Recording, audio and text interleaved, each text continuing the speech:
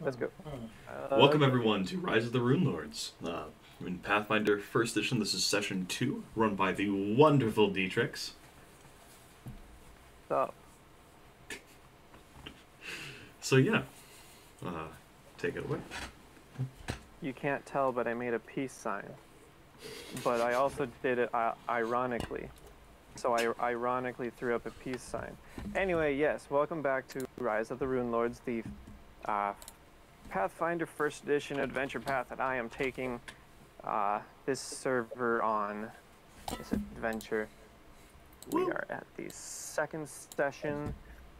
Along the first session, we had an introductory meeting of these fanciful characters within a crowd at the Swallowtail Festival, the annual festival held in Sandpoint to honor the goddess Desna, and the child that helped Desna after she fell from a place, I think. And also, the celebration was also meant this year to consecrate the new and quite large, extensive, and wonderful cathedral for Sandpoint, and for 6 different gods and goddesses, each with their own chapels within. After a morning of gaming, whether that be balance beams or hide and seek or a bunch of other fantastical stuff, there were lunches served from all of the taverns and inns around the area.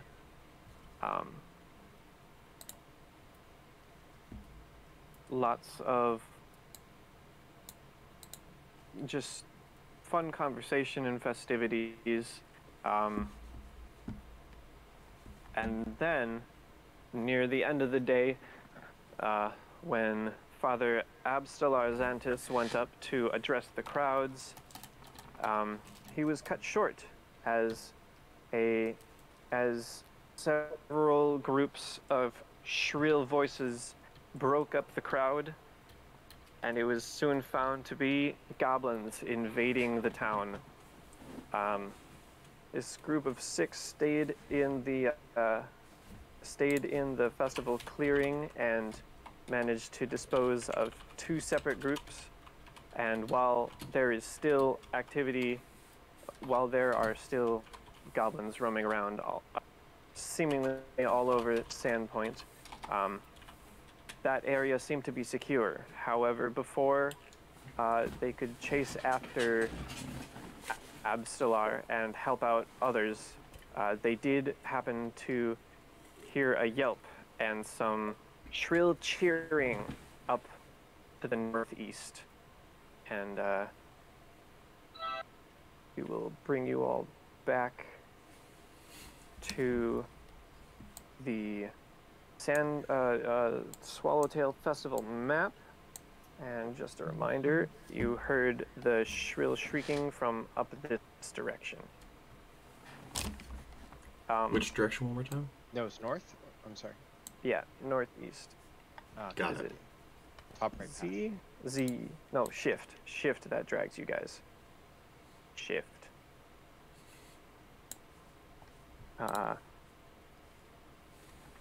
Yeah, so Gil is a bit fatigued at the moment.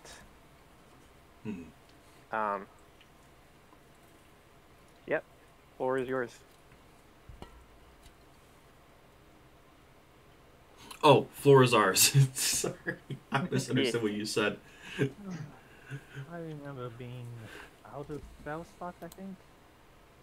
Oscar, or just collapsed on the ground from her plan, jumping off the stage and missing. That's right, you did miss that. Need to be out of spells.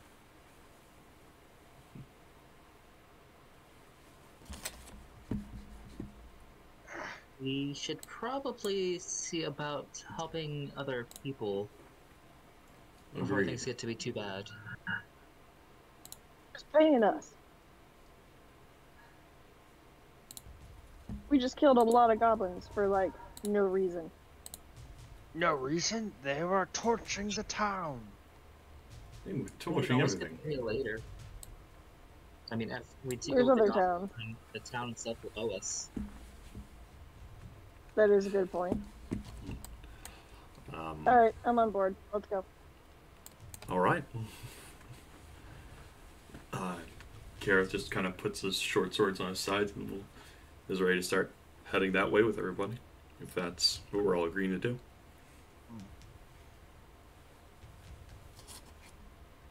Maheda leans down to one of the dead goblins, takes its blood on her fingers, and wipes it across her nose. I expended a lot of War my paint. my rune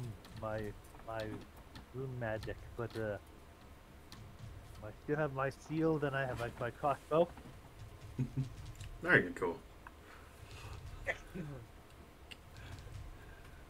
Gareth's got his swords on his side, so he's pretty much ready to go. Yeah, Oscar's already starting to move north. Kazaroth would have his short bow out and an arrow knocked. He's gonna see Karth coming up, as well as probably everybody else following up behind, and he's gonna step aside and kind of wave you past, seeing as how he's unarmored pretty much, and he will kind of follow in line behind the more tanky characters. Sure. Kazaroth Gil- is not tanky, he's trying to be more sneaky. Gil will follow along at a steady pace, but he's a little out of breath and just, "You're gonna have to give me a minute." I love your voice for Gil. Hey, I gotta do something. Yeah.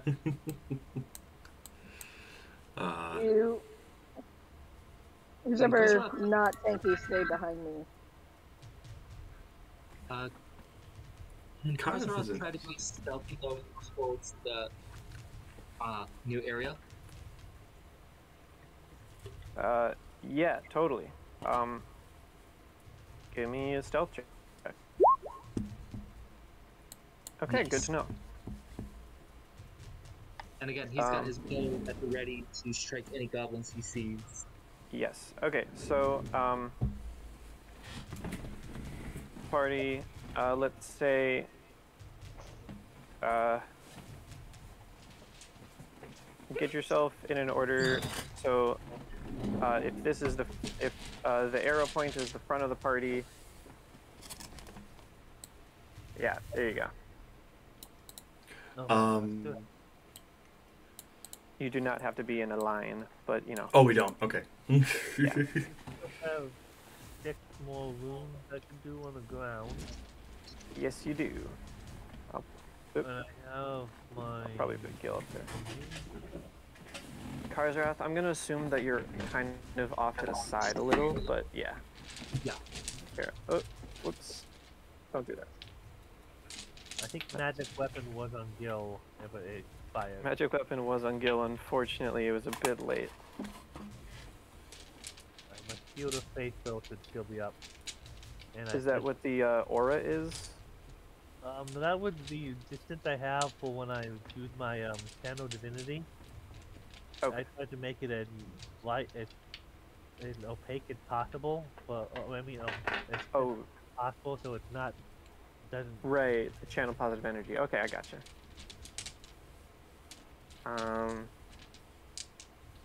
Okay, so with that being as is, and I'm gonna take a little bit of liberty with Karzarath. I will move you guys over, and you all are over this way. And what you notice as you approach is you see 3 of these goblins looking down this way, cowering in fear, but all chanting out in a shrill language that none of you can understand. Presumably, if you guys speak Goblin, you totally hear them being like, "Yeah, do it, kill that dog." What? I don't speak Goblin. And then down here, you see like a hunting dog facing off against a goblin that is riding on this four-legged rat-like dog thing. And just as you approach the scene, I am going to pull Gil out of his fatigue because it should be fine. It took you a little bit to get here. And I shoot the goblin on the rat thing. Yes, you can. Give me a second. Which one can would have been the ability? I should Yeah. Four. I should have 5 channel divinities left. Unless I have it all.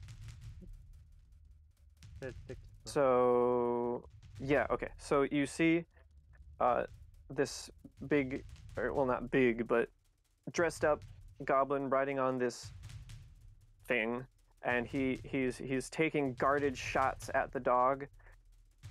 It seems like all of these goblins are a little bit fearful, and as soon as you arrive, it's one good slash with his pole arm, and the dog is disposed of, and you can hear, you hear cheers from all of the goblins up here as they begin to turn their attention on this man who is hiding as best he can behind some barrels and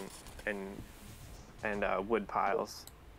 I was hoping I could get the shot off before they harm the dog, but okay. Yeah, I suppose we just unfortunately. don't look too late. But the good news is, actually, if I could get a perception check from all of you. Oop, let's get rid of that. Perception, that's a +4. Okay. I see. We're not messing Oscar's around. blind eye like opens up wider. I got a 9. Okay. Okay, so that's all of you except for Gil here, who I will just Yes, expected slap. that roll. Yeah, 23. 1, 2, 3, 4, 5, 6, 7. Who doubled up?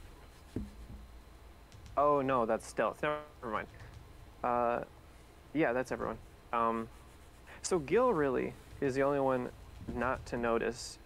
He thinks that you guys are already into the heat of battle and things are going to turn. But for the rest of you, it's pretty clear to tell these goblins have not noticed you. They were super worried about this hunting dog, and now that it's over, they're rejoicing and they're going to charge on the man down there. So if I could have initiatives from everyone, you will all be getting a surprise round. Ooh. Gil will be surprised with this surprise round. We're surprising our own teammate by the fact that we're getting a surprise round. Thinks he's just acting, but no, he gets an extra thing. Okay, so let's do this. And let's do this. Shoot, I didn't mean to do that. Get you over there.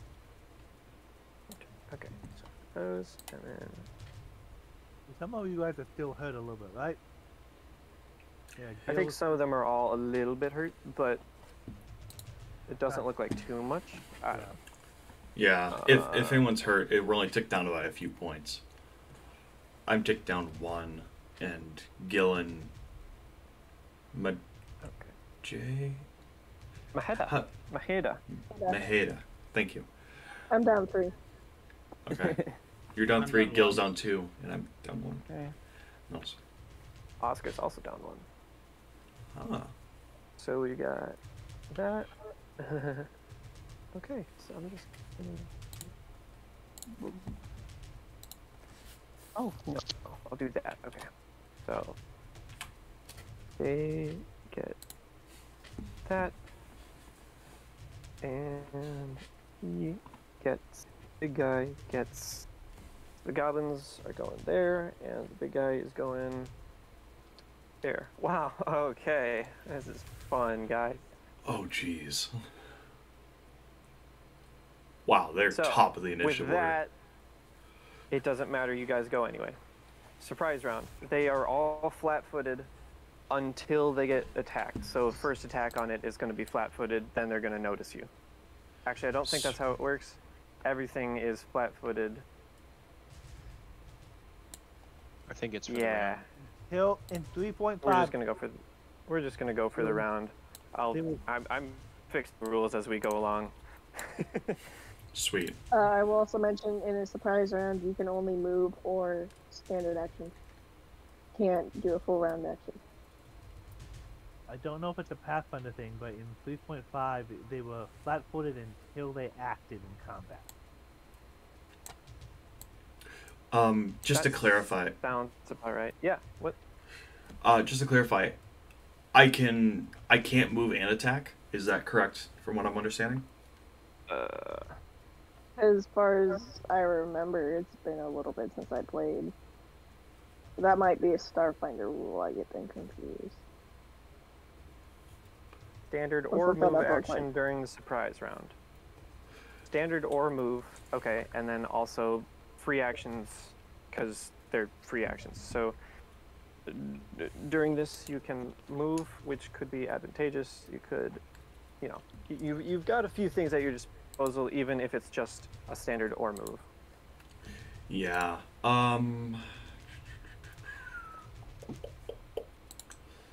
I think I'm gonna have to take. I'm just gonna have to take a move for my turn, and I'm gonna be able to get up to here. So I'm gonna get right up on this goblin, but that will be my turn. Okay. Mars Wrath. Can the short bow reach the guy? I am almost positive that even a short bow would be able to go 50 feet. Okay, just making sure. We're gonna shoot him.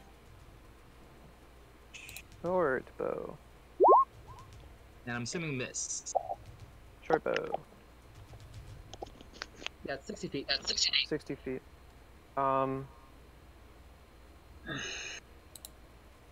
A stick will not hit the touch AC of this person, unfortunately. Yeah, I figured.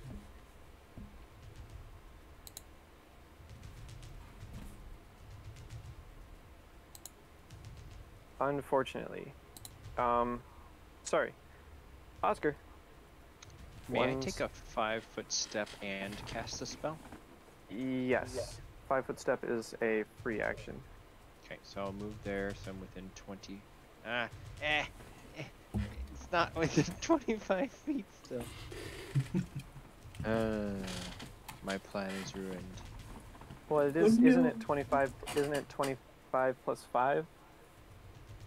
Oh, I just moved my token one space. Oh yeah. So I know, unless I it's just- like this. Is it measured like this? Is it like? No, what are you trying to do? Cause fear on him. Okay, I am pretty sure that for short spells it's 25 plus 5 feet. Per 2 levels, though. I'm level 1. Okay. But Then if, yeah, that would be 25. That would be 5 feet, or 25 feet. but if it's measured from my token or from the first token? It would be measured from your token. Okay, if that's the case, 5, 10, then 15, I would 25, actually. 30. Can I see this person here in this building at least? Make a perception check. It's not gonna be hard. Okay, let's perceive some things. Yeah, you Oh. totally see him. Okay, I would like to move instead. 1, 2. Is this difficult terrain? It is just grass, but include that 5-foot step as well. So 1, Yeah. 2, 3, 5, 4, 10, 15. 5, 6, I believe. Speech 5. 6. Okay, 1, 2, 3, 4, 6. 30. Yeah, you can do Okay. that. So that's my turn, and I will make sure to delete the spell so that I did not cast. So. Oh. Actually, I didn't mark it off. It's fine. Okay, that's my turn. Did I not get some people's initiatives? That's okay. Here, Yes. You missed me. Yeah, mine's missing. We'll have 2 to- letters. I got a 12. add turns in there. We'll have you guys immediately go after Oscar, but then you'll be back in the order. Make sure you're clicking on your tokens Oh, when you grant them initiative. My bad. Okay. So that's a Maheda was at 12, yes? Yes. Okay, and then Kalar was 7? 7. Okay, so Maheda, Kalar, and then Gil will go this turn, but they'll still be... I'll still put you guys in initiative order because that was not supposed to happen. So Maheda. turn, though. Oh, my turn? Okay. Are we still Yes. acting in surprise round? Yes, still surprise round. Okay. In that case, I will move.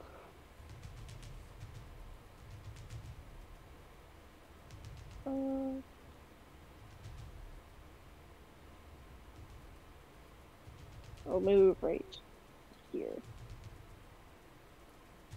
Okay, And that will be my turn. okay. But I'm gonna look at the goblin on the dog and be like, and yell at it in goblin. What the fuck was that? I'm gonna kill you. You just can't kill dogs. Good. Kalar, in this impromptu initiative session. Okay, move over there. Cool. And then Gil, is gonna do his best. I don't know how far he can move. Give me a second. 30 feet. Okay. 5, 10, 15.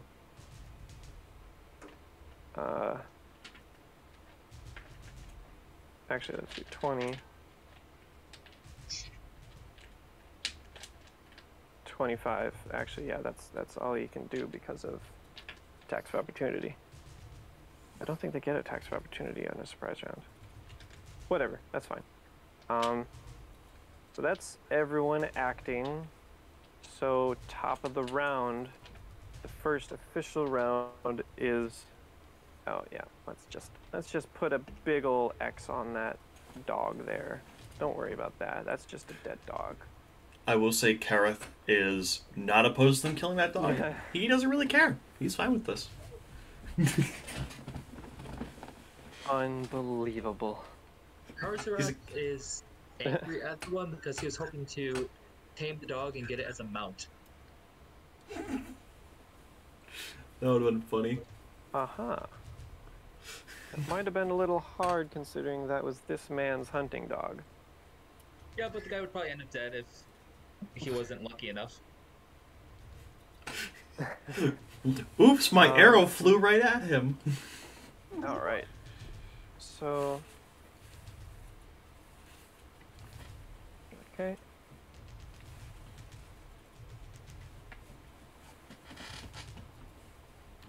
Oh, wait.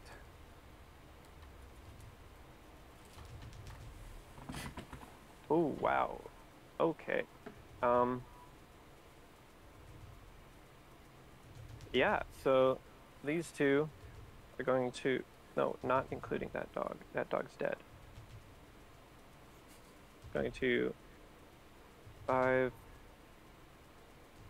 15,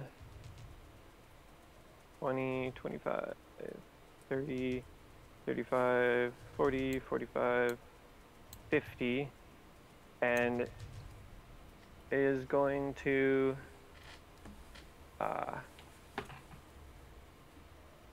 fire at Gil. Yeah. They're gonna... Yes? I just want to let you know I can see the exact health bars, like numbers and everything of everything on the screen right now. I just noticed that. I changed it. I can see. Yeah, these guys, I know exactly what their health is right now. I'm gonna pretend I don't, but I just wanted to let you know that right now. Because I just looked up That's like, fine. oh, why can I see that? I totally changed it. But no, that's fine. This is fine. I won't pay any mind to it. We'll pretend it doesn't exist. How do these two goblins look at the moment? This Goblin one A, and a this block. one, I can't see any numbers or health bar on. Okay.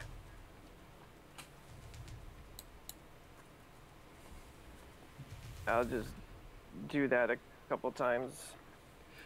I don't know Sorry, why guys. I can I see 'em. totally no. I know why. I know exactly why. Nah, But it I was a thought that flipping system. I totally thought that I did that earlier. Oh well. As much as I like the advantage, I just wanted to be like, hey, just so you know. This is fine. Okay, so that's gonna be that against Gil, who no longer has those temporary minuses actually. So, Jesus Christ. All right, yeah, let's do that. It's gonna get out of my way. Turn initiative, turn order initiative, same thing, whatever. Gonna do that. Okay. So the goblin up here rolled a 16, and so draws back an arrow as the goblin dog. I shouldn't have said that, but it's a goblin dog. As the goblin dog rolls over here as far away as he can get from any of you, and then fires with his little bow, and the bolt comes crashing in. It doesn't miss Gil, but it slides off of his armor underneath his shields, and that will be that guy's turn. That's gonna be the goblins. The goblins.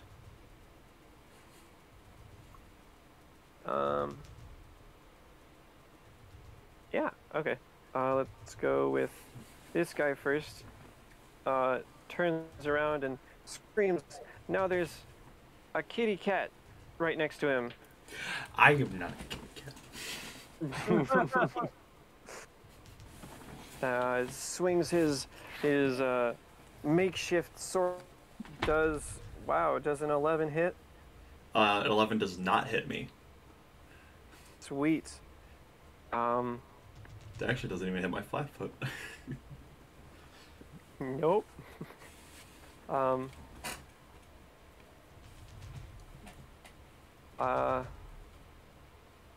Yeah, he's gonna stay there. But I'd say, don't move, little dude. There's two of us here. He's not smart enough to. This little guy is gonna rush up to the big metal guy, hoping to get some more scraps for metal, or for weapons and armor. He's gonna swing, and is gonna get a 7. That, honestly, I'm pretty sure Gil just dodges out of the way from that one. Despite his massive amounts of armor and his 2 shields, he just sidesteps away from the blade as it comes down. This little goblin over here is gonna 5, 15 up to Maheda and just say, right back in goblin, Longshanks don't know good enough. Dog's bad. And go for you with another 11. Does an 11 hit you? Hang on, that's a good question. It does not. Okay. So comes in, swipes, and you just dodge out of the way very deftly. Kareth. All right. I'm just gonna take my 2 swings at this guy right in front of me. So with the main hand short sword, I'm not using this dice again. That's a whopping 5 to hit. Guessing that's gonna miss. Yeah, it's gonna miss. Yeah, that die gets to go in the timeout corner. We'll try a different one. Offhand attack. This one does too, because that's a whopping 4 to hit. Yeah. And that's a +2 to hit, right? So you rolled Yep. a 2. I rolled a not 2 and a 3 1. on the dice. Oh, man. Man. All right, well, that was a full round action. Yeah, Maeda. that's my turn. Well, Goblin charged up to you and swung his sword, and you dodged out of the way. I am going to do a full attack action and punch him twice right in his goblin face. Nice. Okay. 10 and a 14. That 10, you're gonna swipe at him, and with the first attack, and the goblin backs up just in time as it like swishes in front of his face, and you go again with your offhand, and just clip his little dinky shield, and you push him back a little bit, but it doesn't look like you quite hit the goblin. That just makes me angrier, so now I just go like I'm going Super Saiyan. Good. Karzarath. Alright. Let's try to shoot a goblin. Sure. So start with Which one? the moving 5 and let's go for this guy. Okay. Unless you want to move over a little bit, I am gonna impose like a -2 for Karth being there. Yeah, that's close. That's a good enough line of sight. And short bow. Sure. And an 8. Is going. This is a riveting combat. You step out and Doing line great, up that guys. shot around Kareth. The arrow. I figured it out. The arrow slides past Kareth's shoulder, and well, Kareth's shoulder is a bit higher than the goblin's, so yeah. Kalar. That's so carrot. I'm sorry if this is gonna make it difficult on you, but I'm gonna take a 5-foot step. Yep. And exclude the goblin from it. Channel positive energy. Dog, Okay. dog, and all my allies except for Gift get healed. I hope you have stats for the dog.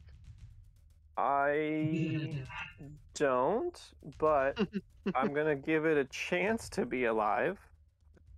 Low is good. We'll give it like a 10% chance of survival. Okay. So excluding this one goblin here, everyone gets to roll, I believe, a d6 at level 1. Yeah. So D6. everyone rolls a d6 and adds that to their health. Hey, look, you're up at max, Oscar.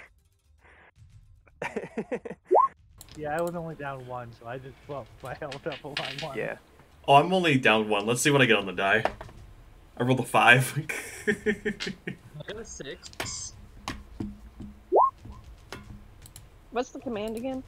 You put a / there. That's not what I tried to write. If I can type There the we go. correct button. R try this. space 1d6.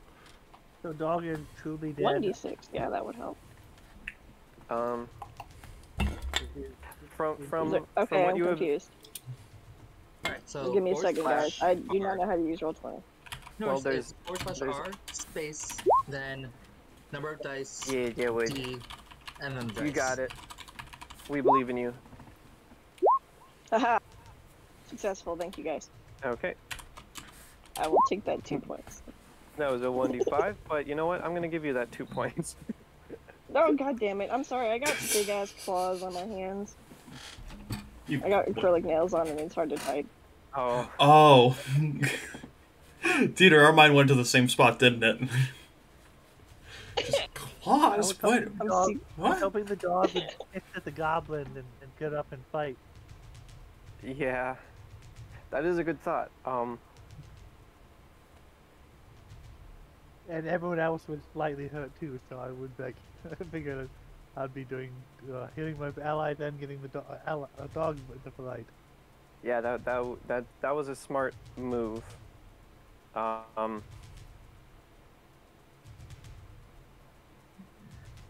There is Maheda. There's also on the bar to the left. There's a D20, and that's like a quick roll section. You can just quickly pick a D6 out of that too. If for some reason he's hurt at all, he heals as well. I don't know if he is. Oh yeah, that's not. He looks absolutely untouched. His dog was doing exactly what he trained the dog to do. Kalar, will that be your turn? Yeah. Okay. Gil is gonna go into rage,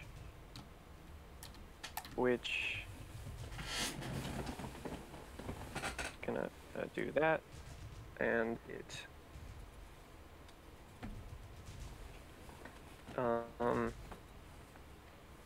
while in rage, +4 bonus to strength and con, and a -2 to AC. Okay. So 4. So that's an additional 2 HP.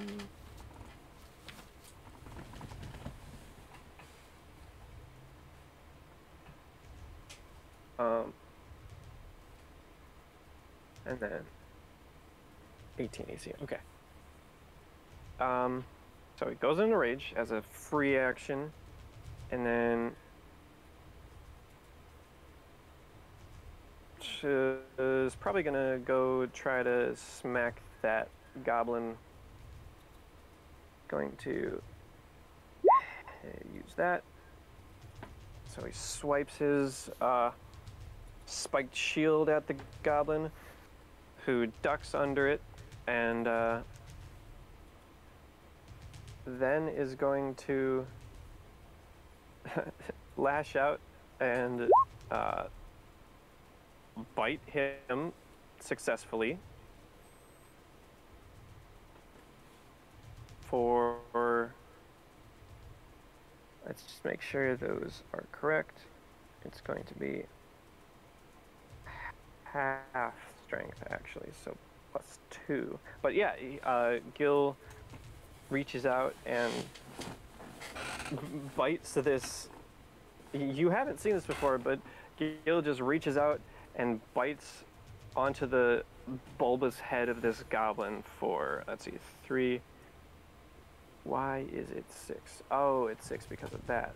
Well, not during a secondary, which would be half, so 3 + 2, so 5 damage to this goblin. Secondary attacks are fun to calculate. Yes, all the fun.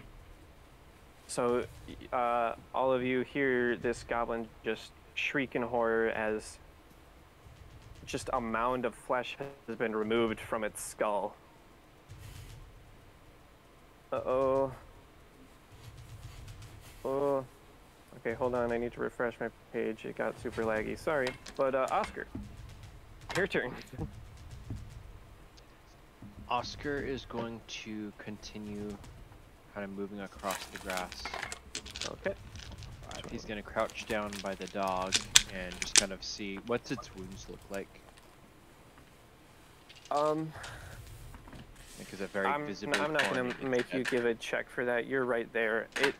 It has a couple of deep scrapes across it, but the last swipe towards it is a huge gash, and it is currently pooling blood.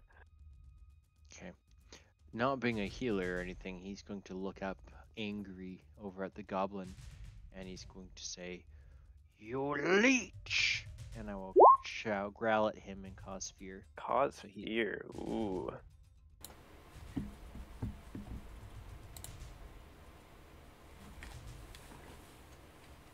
Okay, the affected creature becomes frightened with the.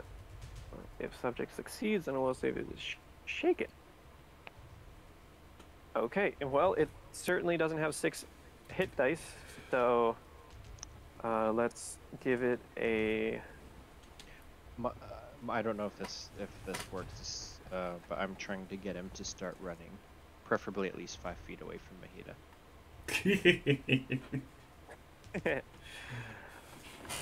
Nice. Maybe. Oh, let's see.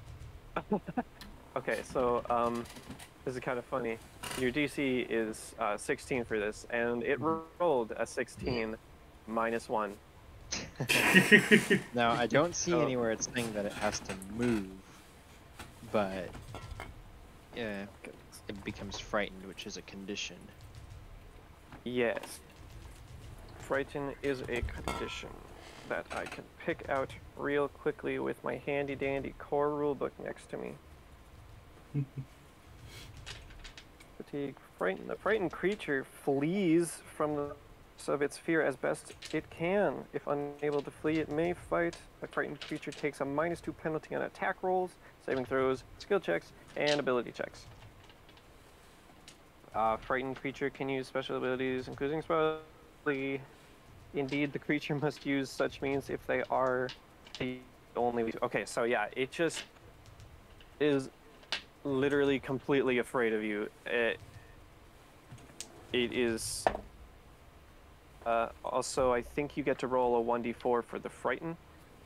Oh, Otherwise, it would just be shaken for 1 round. Now, you go ahead. So for 2 rounds, it's gotta just. It needs GTFO. to get away from you.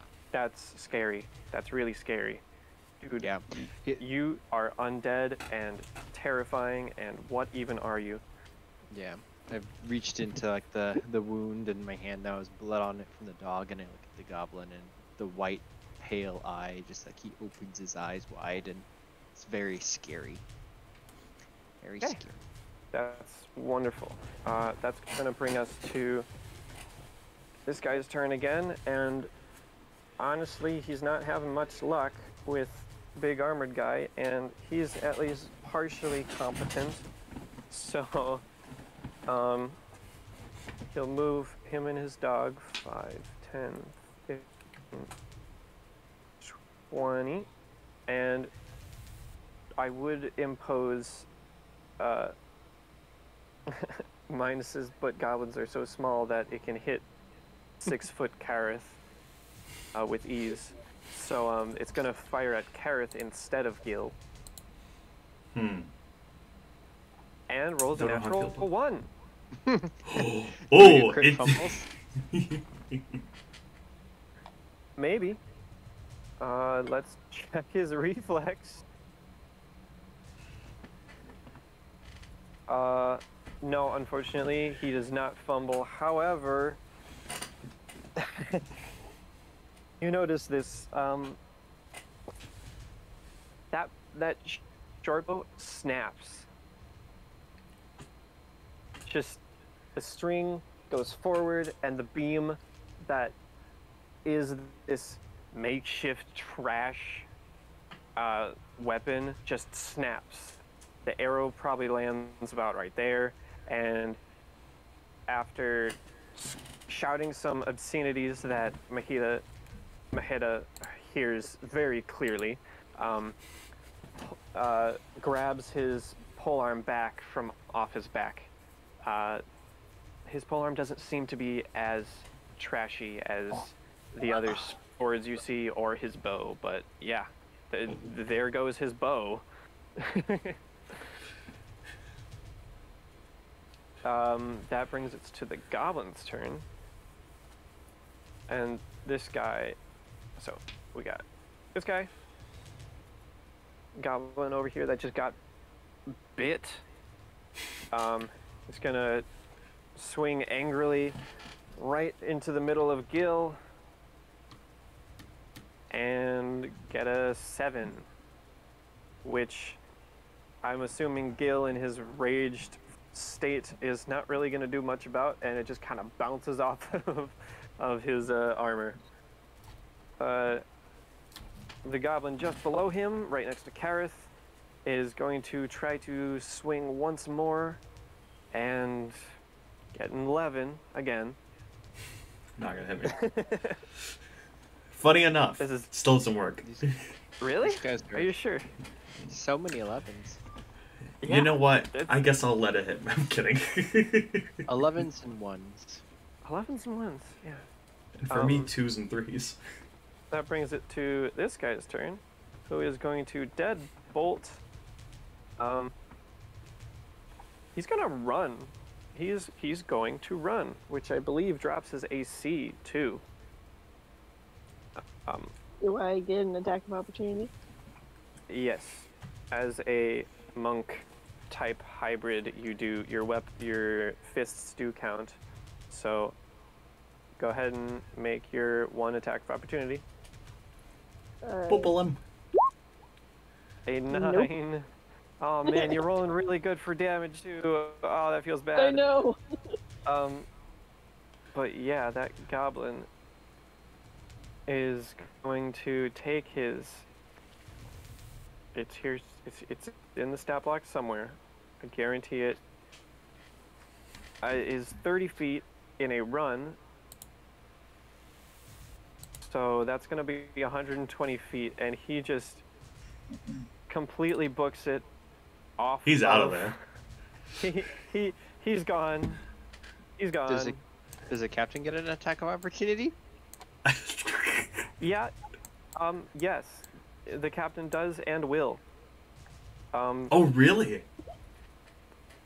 And Captain's not subordination. upset, or Captain's not super happy about this. So he's going to roll and get with that a the 12. Hold on.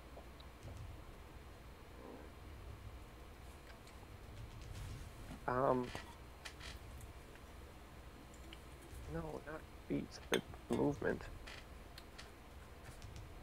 Sorry.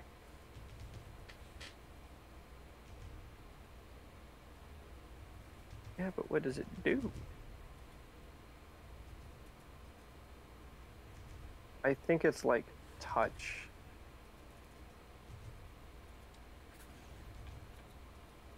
Or like touch -2 or something like that. 12. Yeah, that 12 is gonna hit.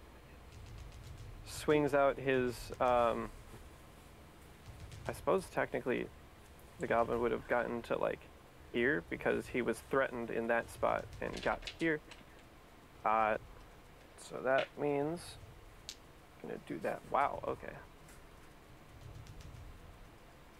And yeah, takes a whole slash against this goblin. Goblin is still running, still booking it, but unfortunately the goblin dog also is there, believe it or not. Oh boy, that goblin's about to get eaten. And that goblin dog seems to obey pretty well. So let's see if this is gonna work. Okay, goblin dog rolls a 9. Nope. This goblin has successfully fled. Completely fled. Here you go. And that's all the goblins, so Kareth, back to you. I'm gonna laugh if in 2 turns you just see that goblin running back. Hey, I forgot we were fighting! I remember this now! See him sprinting back here. Alright. I'm gonna take my first short sword attack. I switched dice. This one hopefully will be better. That's a 16 plus 2. That's an 18 to hit. Yes, that's gonna hit. For a whopping... Ooh, that's max damage. 9 damage. Yeah. 9. This guy gets slashed completely unconscious. I want to take my second attack and try and finish him. Oh no, he's unconscious. He's out. Oh no, I mean, oh, he's not, but he's not dead, is he?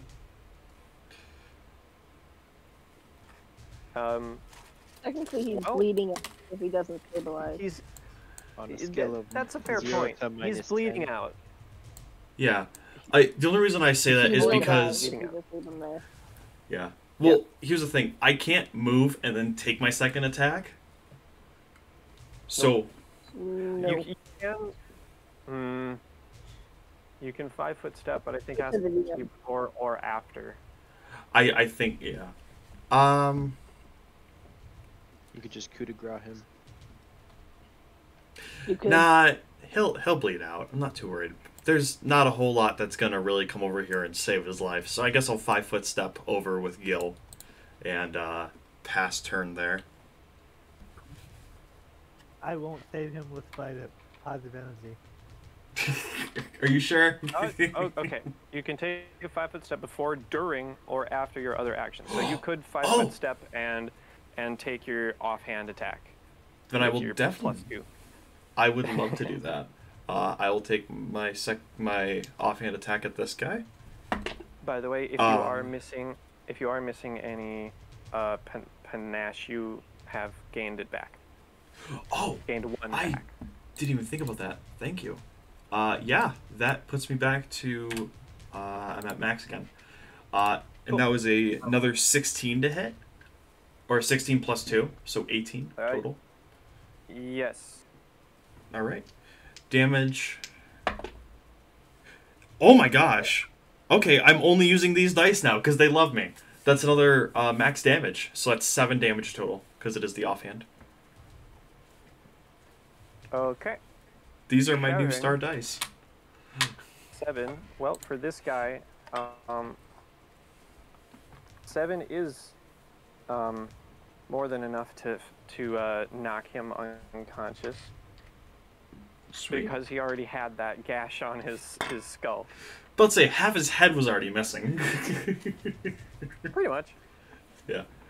I like to imagine my short sword came down and just evened out the cut. It's like, here, don't worry, I'll You made even it that up for you. smoother. Yeah, I my smoothed head it up. out. Do you need me to move, or am I at a good angle to charge at the goblin dog? You have clear line of sight, and it's within double your movement, so you could charge. Okay, in that case, I will do I will let you know that by entering and then exiting this square, you will actually no, you wouldn't even get an attack of opportunity because you already used it. that. Yes. So Oh, I you am can good to charge. Are you going to hit So I will the charge goblin? and do a. Yeah, I'm Who- gonna go for who's the your target? goblin first. Goblin. Okay. I'm gonna go for the goblin. Because he's the one who told the dog to kill the other dog, so he needs to die. Okay. Go ahead and charge up there. He swipes And then- at his cowering comrade, and then turns back to see you running up to lay a smack down on Yelling him. the whole way, just charging at him. Oh, come on.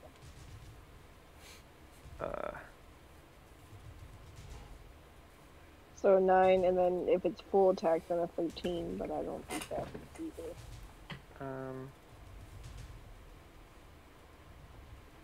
Do you get a bonus to the attack with charge?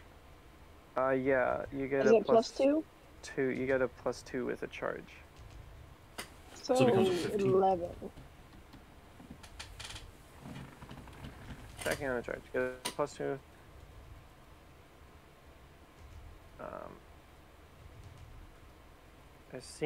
It is a single melee attack, so that's just the Okay, 11 so there. just 11. Okay.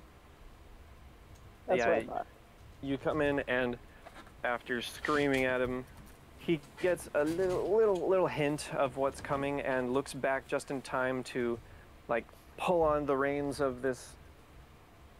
It might not even be reins. Pull on the ears of the goblin dog and just get them just out of the swing of your reach.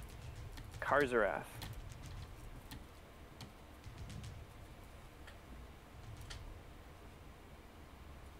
Alright, so let's see. Sorry, zoned up for a second. Let's see. Movement is. Checking everything real quick. Trying to remember how much move I have. Unless you're overweighted, you should have 30. Total speed 30. Okay, yep. So let's see. 5, 15, 25. 30. You took 2 diagonals. That second diagonal was 10 feet. Yeah. So you could get to there. The next one over. Next one over? Yeah. I'll just go up instead of over. Okay. Would I have a good line of sight, or should I take that second step over? Yeah, we'll go. You could go here because the third diagonal is 5 foot as well. Alright, so there? And yeah, I'll say that's good enough. Okay. And we're gonna try taking a shot at him. Okay. Alright. The goblin or the dog? The goblin. Okay. Ooh. Yeah. A 20. Yeah, 20's gonna hit. Yeah, you run up and fire with your short bow that is totally expertly crafted and not as shitty as the Goblin Commando's trash short bow that just disintegrated. And it flies up and just sinks right into his armor for, it looks like, 5 damage. Yep.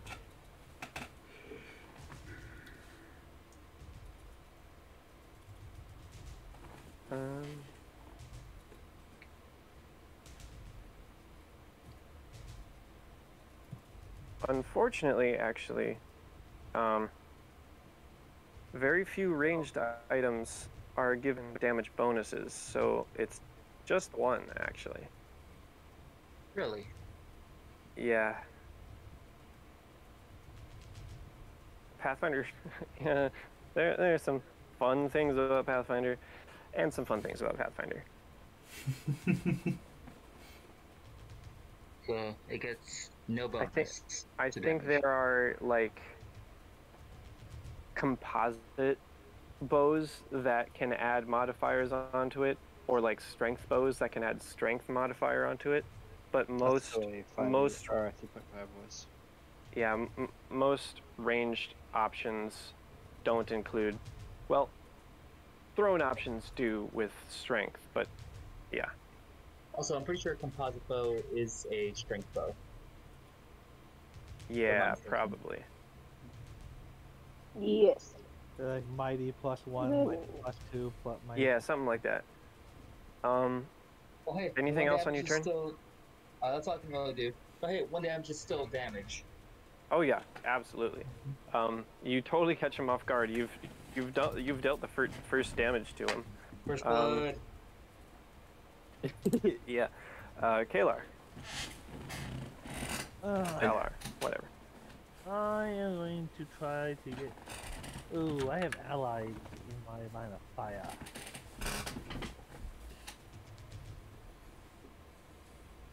You could probably do, yeah, probably. I should. Oh, don't mind to draw a line, but. Probably good as I could do, probably. Okay. What are you firing with? Crossbow? Light crossbow. Okay. Sure. That one is probably going to be at a -2 with the Stark angle, but a 16 I think still hits. Yeah, okay. Damage. Graping. God. So an arrow flies into his... Nicked by a bolt. Yeah, arrow flies into his right shoulder, just a little bit. A bolt chunks into his I said the wrong order, but yeah, arrow in the left shoulder, bolt in the right shoulder. They both just like kind of hitch in a little bit. Yeah. Gil, who has now used his last round of rage after this one. Let me mark that off. Is going to charge up 5, 10, 15.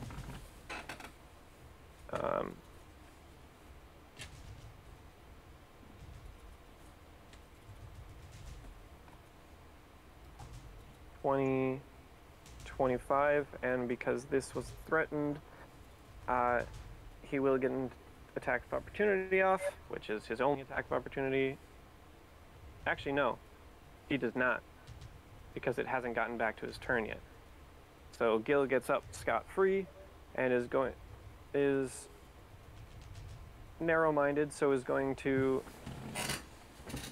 take a smack at the big guy.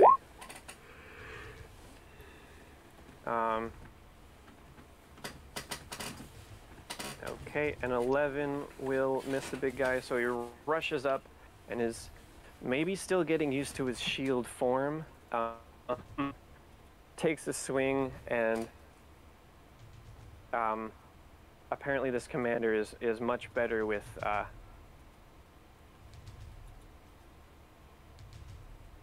melee.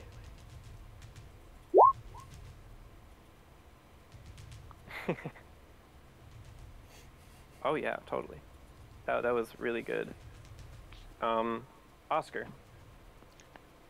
Oscar believes that the combat over there is under control, and he will instead pick up this dead dog and carry him if I can. 1, 2, 3, 4, 5, 6, and just kind of silently offer it over to the man, looking very sad.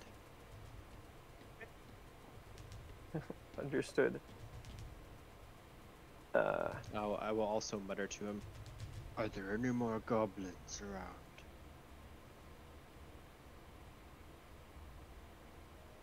Wait, please tell me I made one for him. I did, okay. Okay. This man, that might as well be in your journals because you're all gonna meet him at this point.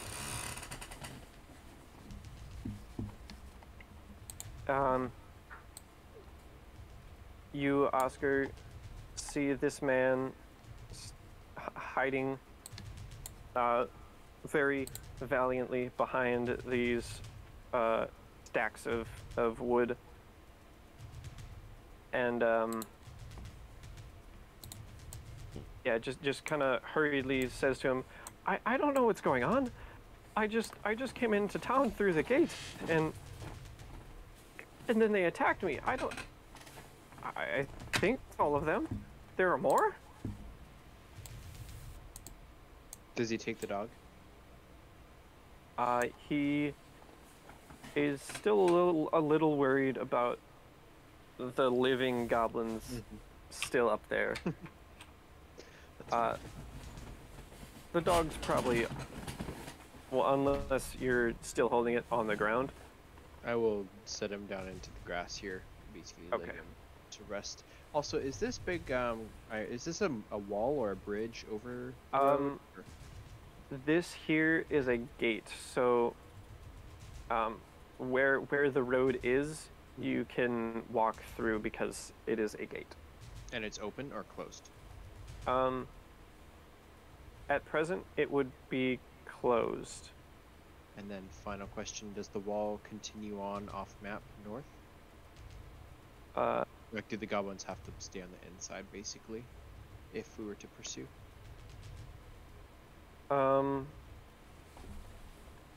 Here. I can give you a little bit of a view. You're fighting right here. You're seeing these two towers, and it goes a little bit off, but it doesn't go too far before there's just cliff. It does go down a bit though. Okay, so if they get to like the beach, then they could theoretically go this way up here. Yeah, they could. Okay. Oscar will kind of look over at the rest, and I think he believes them to be finishing him off, so he won't say anything else at this time. That's my Okay. turn. Wonderful. So we're back to the top, and actually there's no more goblins here, so I'll just get rid of that. Goblin Commando is going to himself, because he's a little bit of a thinker, is gonna 5-foot step back with him and his dog, and is a little more confident that he can hit the less armored, more fleshy person. So he's gonna go after Maheda, and he's gonna swipe at you with his pole arm. And that is a 21. Ouch. Ouch. Indeed. For max 9 damage. Ooh. I didn't Okay, feel yeah. good. He, Maheda is pissed. he pulls him and his goblin dog back in a guided step, and then slashes down across your chest, cutting a deep gash into it. Yeah, wow, okay. But that is his turn. Can't move anymore after a 5-foot step, and doesn't exactly have more than one attack. So, Kareth. He moved.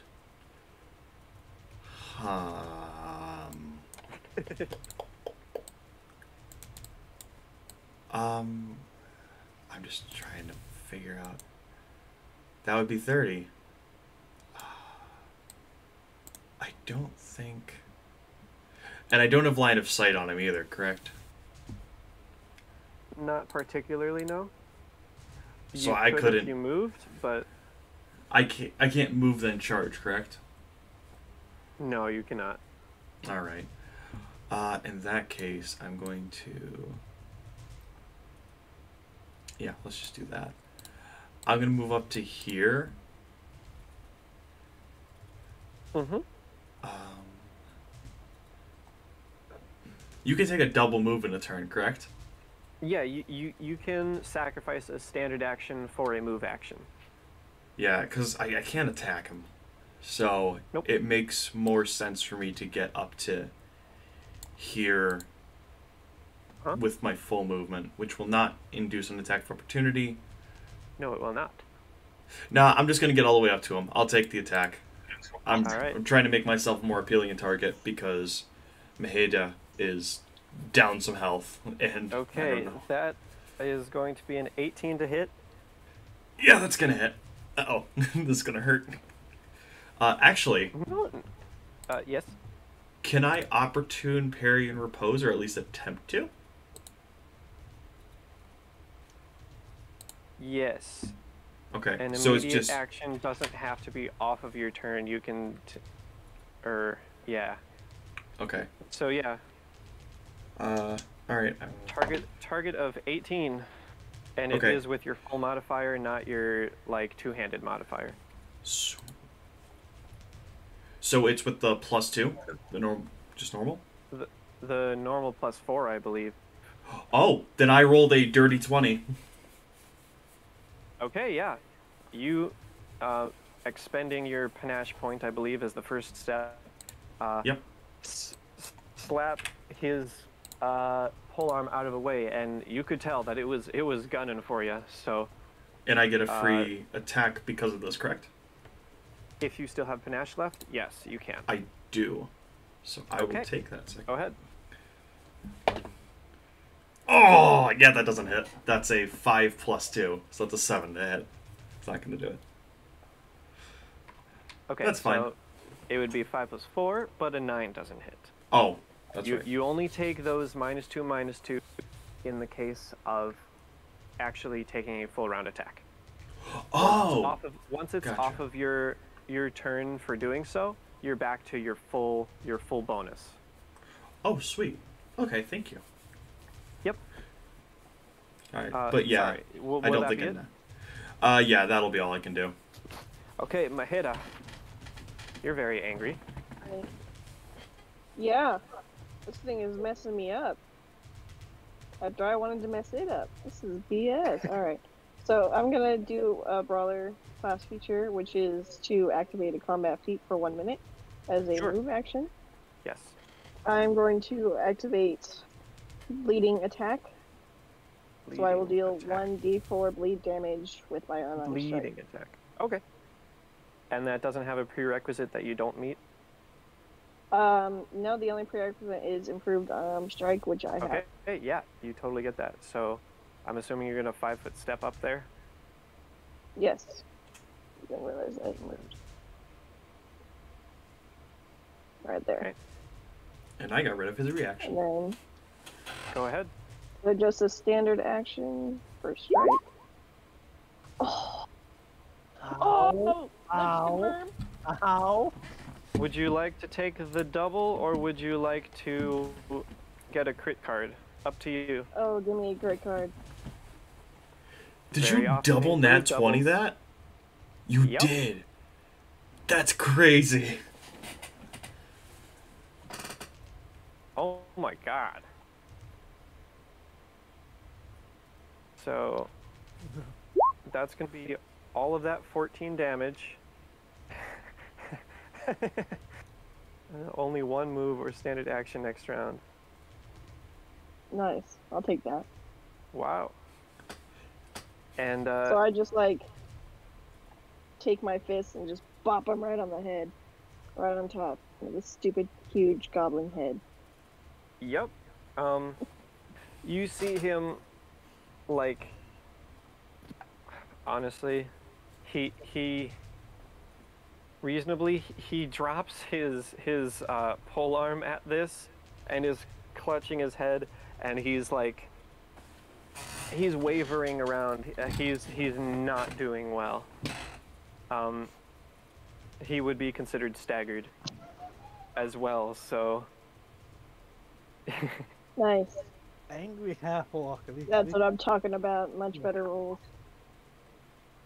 oh, and then you said bleeding attack? Oh yeah, that's an extra 1d4. Go ahead and roll that. How? All right. How exactly do you want to get this goblin off of his goblin dog? Well, you can forget everything that I said. I want to grab him by his skinny little neck and pick him up and shake him so hard that his head separates from his body and just falls to the ground. Wow. Literally just squeeze him like a ketchup packet. So yeah, you managed to snatch him off of there, and with his bulbous head and spindly body, shake and crush until the bone and ligaments are not supportive anymore, and you just cleave through with like your nails, and its head falls off backwards as you drop the body, presumably. Do I get to see this happening? I drop the body and then I Make a scream at the perception dog, the goblin that it's next. Oh, jeez.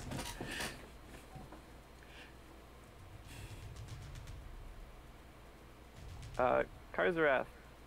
Alright. Also, Oscar, make me a perception check. Oh. Wow. Dude, I'm you so watched it in perceptive. pristine detail, despite it being behind Maheda. I think she held the goblin up a bit. So, if I may, just as like for flavor, Oscar is still crouched down by the dead dog, and he's like scratching it behind the ears still, almost as if he still considers it sort of alive. And he's just going to say, "You've been avenged, my friend." Wonderful. And I'm gonna shoot So, the yeah. rat. Do it. And probably miss. I feel bad. No, a 6 is not going to hit the goblin dog. I think you would know how to properly use a bow. But So the goblin dog is going to go on the same turn order as the goblin commando did. But yeah. Kalar. He saw the half-orc being stabbed with the glaive and pretty bad. And then he sees the just like rip the thing in half. Yeah. He's gonna run up here and try to use another channel positive energy. Okay. So that means Gil Mahida, roll a d6.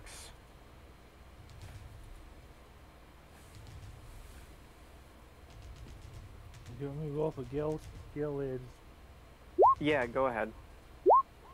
Oh. 6, okay. He's back at full, which actually would be 18 temporarily.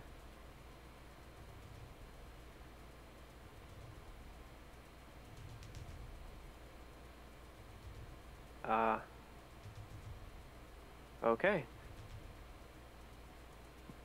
Will that be your turn? Yep, I've moved as much as I can. I can't shoot through there. I do my job, keep people alive. Gil is out of rage, which means he's fatigued for 4 rounds now. Which is a -2 to strength, -2 to dex. And no extra temporary HP. So that extra 2 goes away. Let me modify you. Stupid roll 20. And I believe he can still do stuff. Fatigued. Neither run nor charge. Okay, so. Yeah, he is going to step very sluggishly onto the corpse of the commander and try to hit that dog with his now +2. Nope. Takes a wild swing and it completely whiffs. Oscar. Oscar, effectively, is not going to be able to assist in the combat, so I think I will start moving to rejoin them. He'll start to kind of slow jog over if I can move twice. Yeah, you can move twice. 6, 2, 3, 4, 5, 6. That's my turn. Okay. Goblin dog is not very smart and is going to probably bite at the creature that looks most hurt, which is going to be Mahida.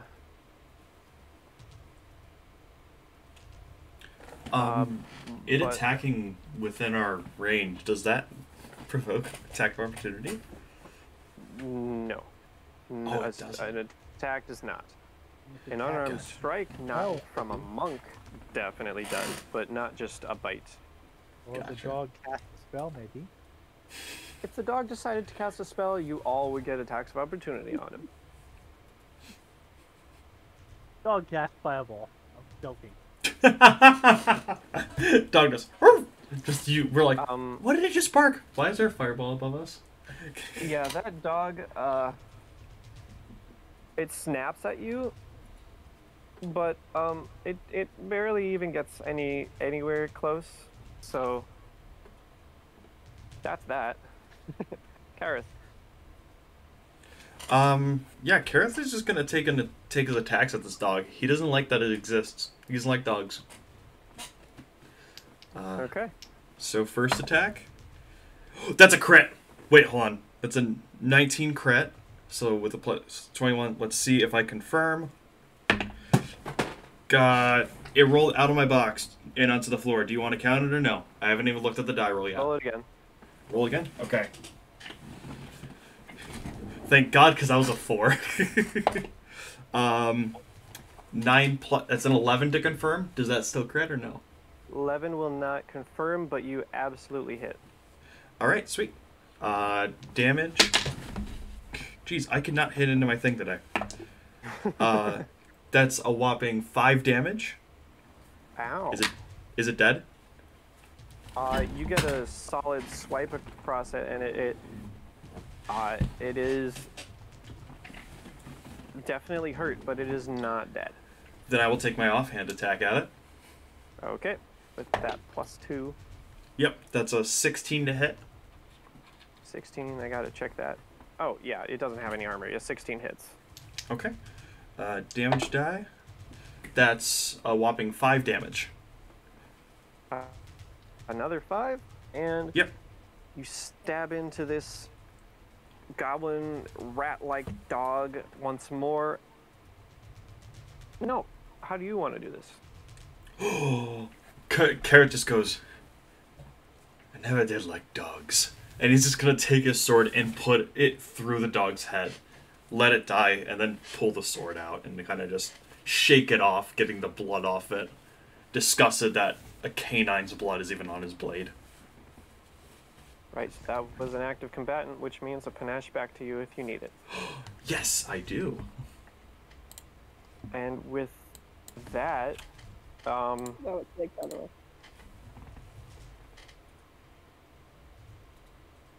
that's it. You've killed or scared off anything of value. Nice. So yeah, you deal with all of these goblins, and from back down here, you just hear a hurrah as this fanciful man pumps up a fist towards you. He looks a little awkward in this situation. He is not built for high stakes encounters, but he rushes up to you and just says, "Oh my, I thank you very much. You have all saved me." Last one could not save your dog. This was your dog? Yes, that was mine. He was a good dog. He was, yes. Kareth can't help but think it was a dog. I don't care. Maheda wants to bend down to the goblin that she ripped the head off of and pull out a couple of its things. Its trophies. Yes. Give me a perception check.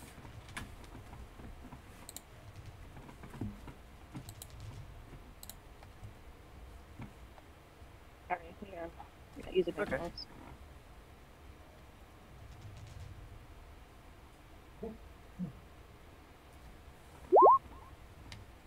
Twelve. 12. Okay. You find on him his polearm, which actually would be on the ground at this point. Also, you see the busted bow that you may or may not be standing on. He was wearing some small-fitting studded leather, and you also find a bottle with an orangey fluid inside. It opens it and snips it. Do you want me to roll another perception check? Sure.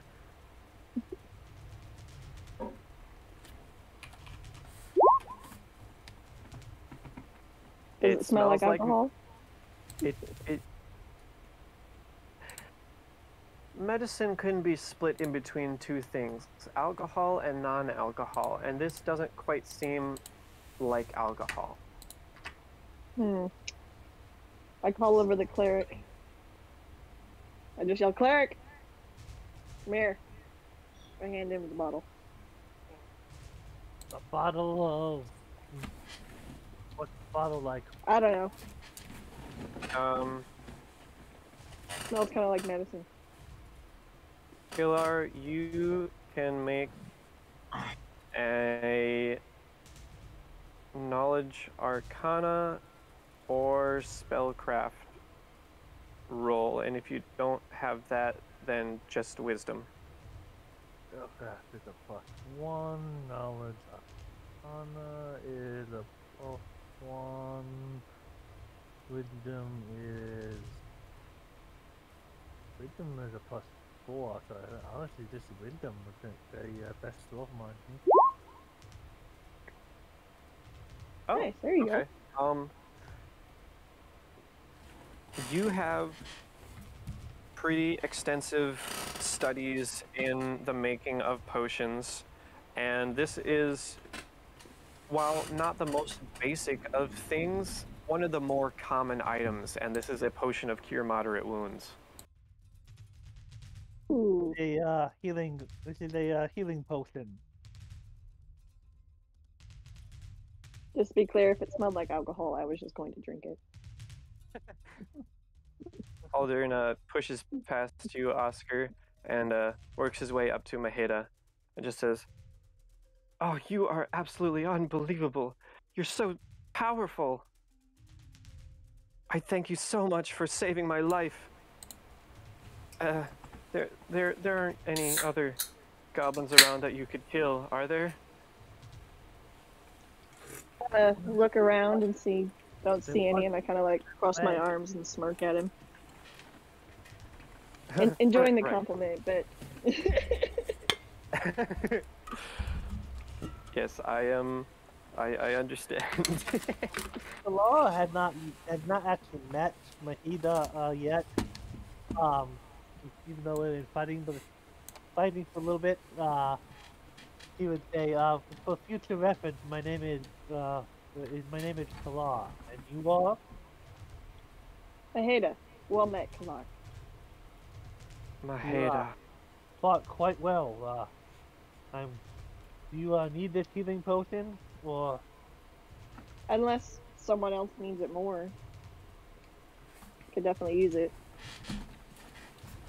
Kareth looks over.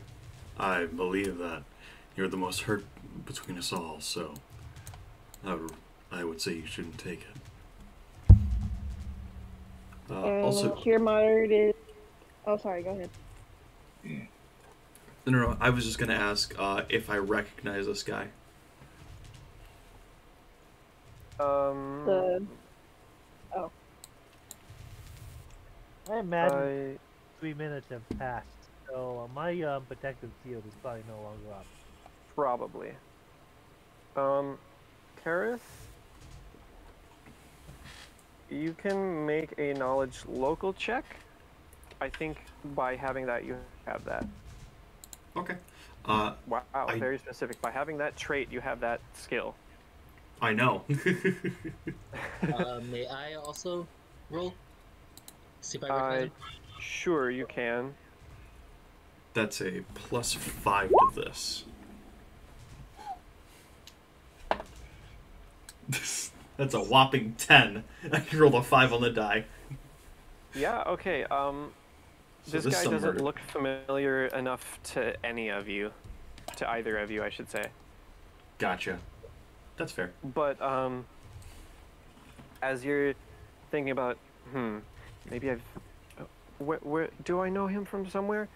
He says, "My name is Aldrin Foxglove, and I'll be staying in town for a few days, down at the Rusty Dragon Inn. Yeah, down to the south, near the waterline. I would love to talk with you more about your adventures. Please take the time to sit down with me, and he will probably begin to work his way down. Why would someone call it in the Rusty Dragon? Well, there's You'll metallic see. dragons in the world. You'll see. The dragon Very just ominous golden looking. unskilled, Oh, or is it like rust in its vein? Because that is not very healthy for even a dragon. Who knows? I do, but who knows? So Gil, Kareth, and Karzarath, give me a knowledge local. Actually, Gil's not gonna make it, Okay. so just you two. Gotcha. Jeez. That's 8. Alright, this die is Okay. officially a murder die for me. That's good for combat and nothing else. Following the trend. Oh, I don't think that one. Yeah, but that was a whopping 8 for me. With bonuses. Based on your background,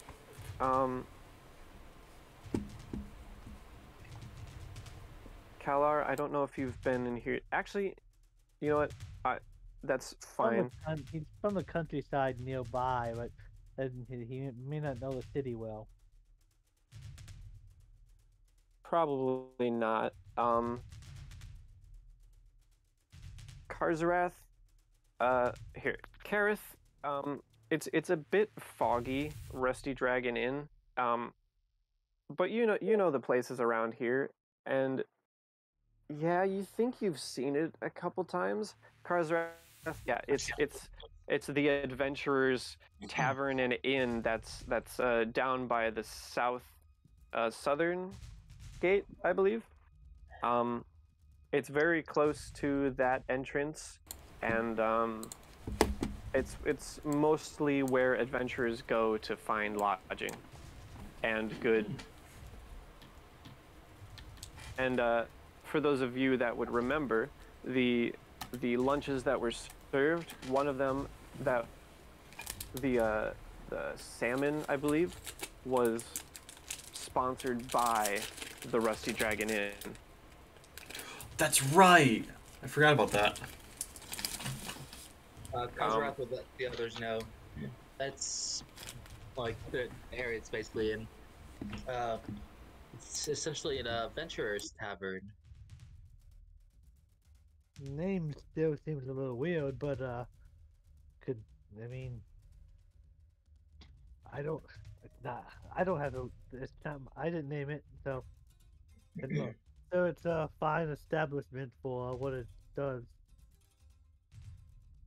What makes it weird? Oh, rust and like rust is will kill you if you could like damage if you get your bloodstream or the dragon just rusty and unkilled or hadn't been killed in a while. Perhaps. Karzarath, you are aware that on top of the little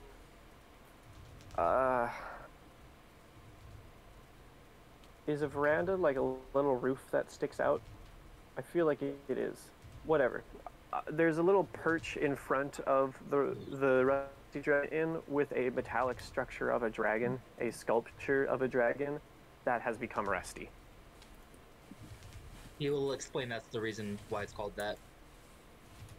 Oh, okay. Well, there's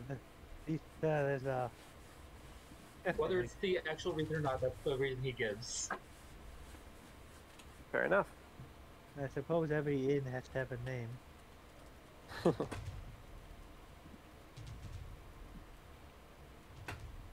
My home I have been to. Can I do that potion real quick?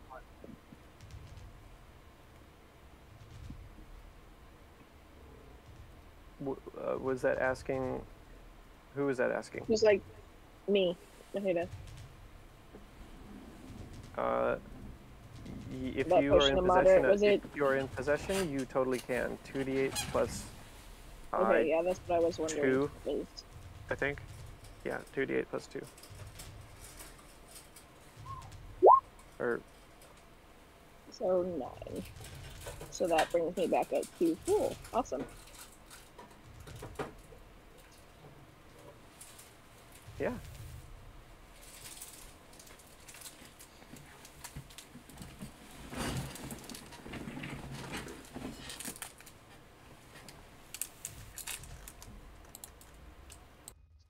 I think perhaps it's called the Rusty Inn because the sign's rusty? Uh,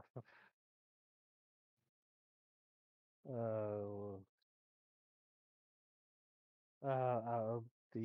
I'm not sure, you a mouse folk or halfling or Me? no, cause the author. Karzarath? Oh, Karzarath is a reptilian winged creature. I'm not. He can explain Wyvern. if. Yep, he is a he- wyvern. I probably wouldn't know what that is. And can't necessarily even say, our reptilian friend here seems to believe that it was called that because of the law of the rusty statue that is above it.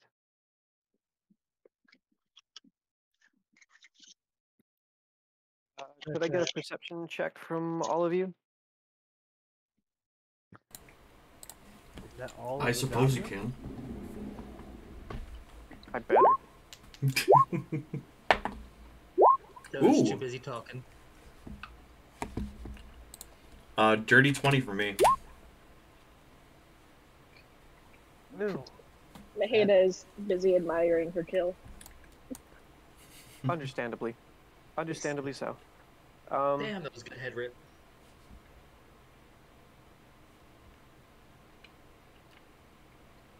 I'd probably say everyone except Maheda just because of her reasoning here. You're looking around because, you know, there was danger and you had to deal with it, and you do. Oh, he's not. There's no X there. Jesus, I meant to put him on the GM layer. Ignore that. Aldrin didn't just die spontaneously. You all look around and kind of just get this air of it's over. Things have been dealt with, and there doesn't seem to be a lot of cries or shrieks anymore. In fact, Gil and Harith look over to the northwest and see goblins running along the beach, and some of them literally flinging themselves off the cliff to their death, just running away from the guards.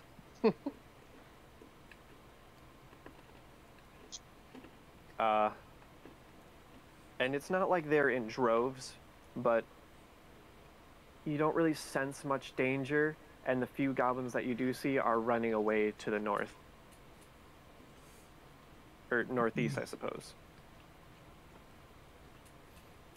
Kareth kind of looks at the party and goes, well, we make a pretty good team, eh? And he kind of looking at everyone.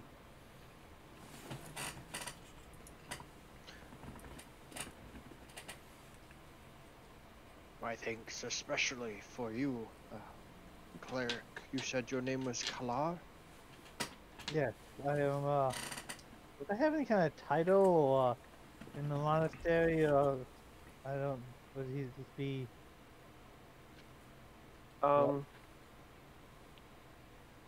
That's a good point. Being that you are level 1, you are on your journey, but see a low-ranking, like, figurehead. Maybe not quite priesthood. I remember in fact that his father was like very high up.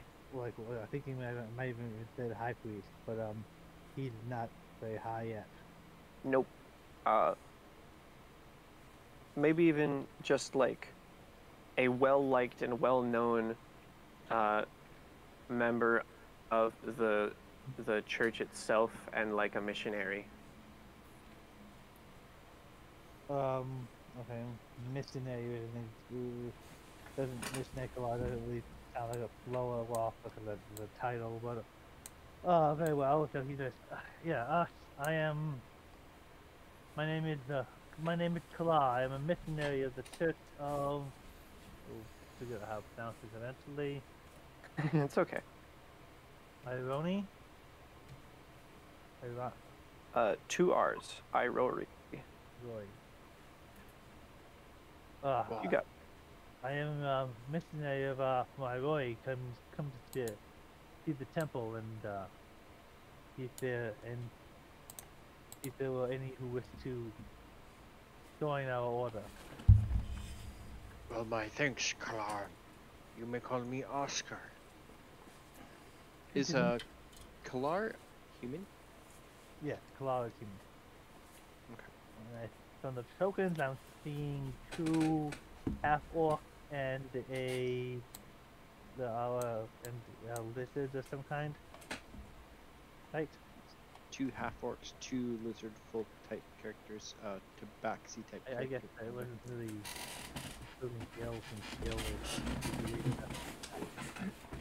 I'd say from what you can see, yeah, you've got you, the human, 2 orcish, 2 lizardy people, 1 with wings, and a feline folk. I was about to say, He's you got- call me a kitty cat, I swear. And the only one he met last game was Haruf. Karth. Yeah, but you did meet me, and we kind of talked a little bit.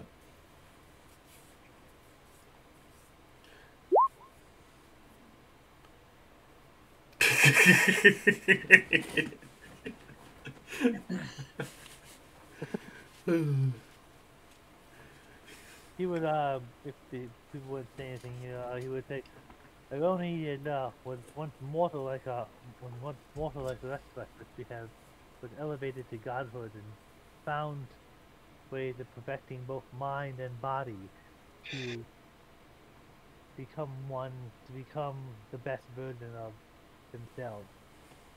We operate a temple and monastery in the wilderness nearby.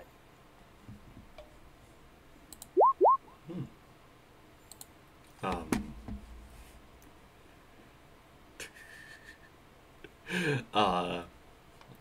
Kareth kind of just smiles and nods, and he goes, "Well, I'm off to the Rusty Dragon. I don't know about the rest of you, but if you do care to join me, the first round's on me." And he kind of raises his sword in conquest and starts heading that way, putting the sword in its sheath. I can show you the way. Karzaroth will take the lead. Kareth will just follow. As good as any place, seems as good as any place to rent a room and rest. Though I don't know if they like me there. I wouldn't Well, think. their problem. You have helped rid this city of goblin attack.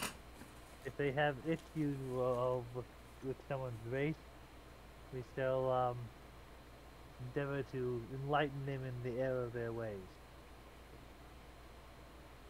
Okay. So, you all were gathered up here, and following Karzarath, make your way down the town to, I believe, this building. This one right there, which, lo and behold, has a rusty dragon statue on a little perch. You are looking at the city map. We are not. Oh, I thought I dragged you guys. Never mind. My bad. Now we're there. Yeah, anyways, you guys were up here, and you worked your way down to here, this building. Which actually, in the drawing over here, you can see a little bit of a rusty dragon right there. Pretty. Oh, yeah. Oh wow, that's really cool. Yeah. Oh, there it is. And Yep. at the top port, have a nice sea breeze.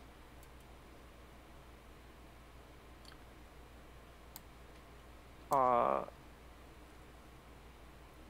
is there any history you're looking for?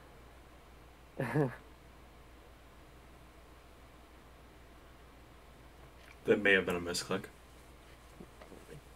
That's okay. So yeah, you. Sorry, I didn't realize I was on mute. It wasn't as quick. My bad. All good. That's okay. Yeah,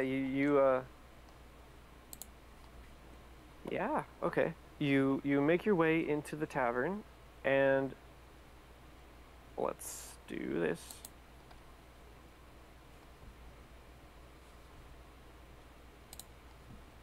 This woman shows up or walks around the bar to greet you as you walk in, and just calls out. And I'm not about to mimic a Eastern Asian accent, so I'm just gonna speak. Pretend there's one there, though. Yeah. The humanoid of Oriental descent. Correct. So she holds up her ladle as she walks around the counter and says, "These here are the saviors of Sandpoint. Round of drinks on me." I'm pretty sure that's part of it, and you can see that it's decently busy even after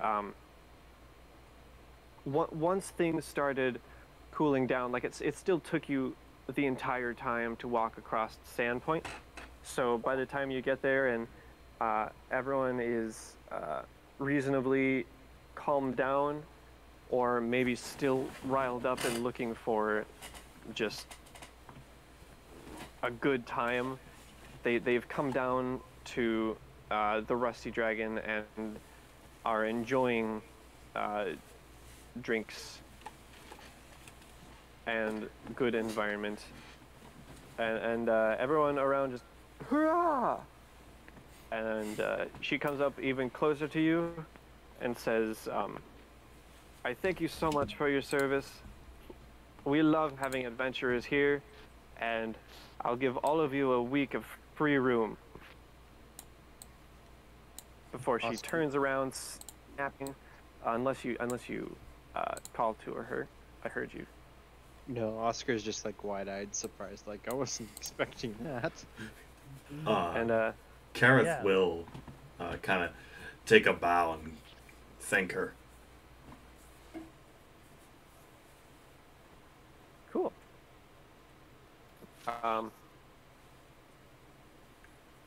Yeah, so she spins around on a dime and runs back behind the bar to hand out drinks and deal with the kitchen. Didn't think we'd Actually, be I don't think she would be the one at... Yeah, she's not the one at the bar. She's actually in the back.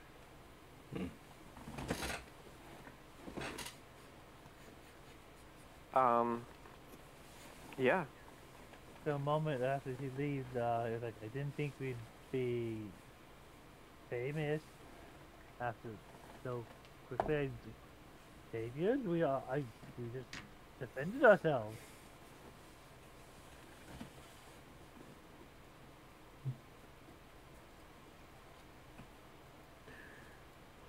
Well, we did. I hit him in the bar and starts to drink. Quickly Kara- cashing in that free drink. Exactly. Kara, The Kara's biggest starting. drink she can get. Yeah, Kara? I'm sorry. I didn't mean to step over Oh, anybody. it's I'm cool. sorry, go ahead. No, go ahead. I'm sorry. No, I'm sorry. Oh my god. We're like a bunch of Canadians out here. I'm sorry. No, I'm sorry. Sorry. I'm sorry. I'm sorry, mate. Hey, sorry, eh? Hey. But yeah, so Kareth will look at.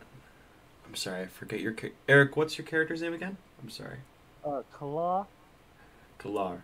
Kareth kind of looks at Kalar and goes, "Well, we did help save the town, so I'm fine with the title. And he kind of pats a paw on your shoulder and walks over to the counter and will also cash in that free drink. Yeah, let's go over and enjoy. He's not he's not the kind of cleric that doesn't drink. So Fair enough. we got nothing against alcohol. Oscar will also go to the front end, not really being too familiar with alcohol, so he'll give it a try. He's trying adventurer's life now. Karzarat will be like, well, as long as you're offering, I suppose. Pull my leg a little, why don't you?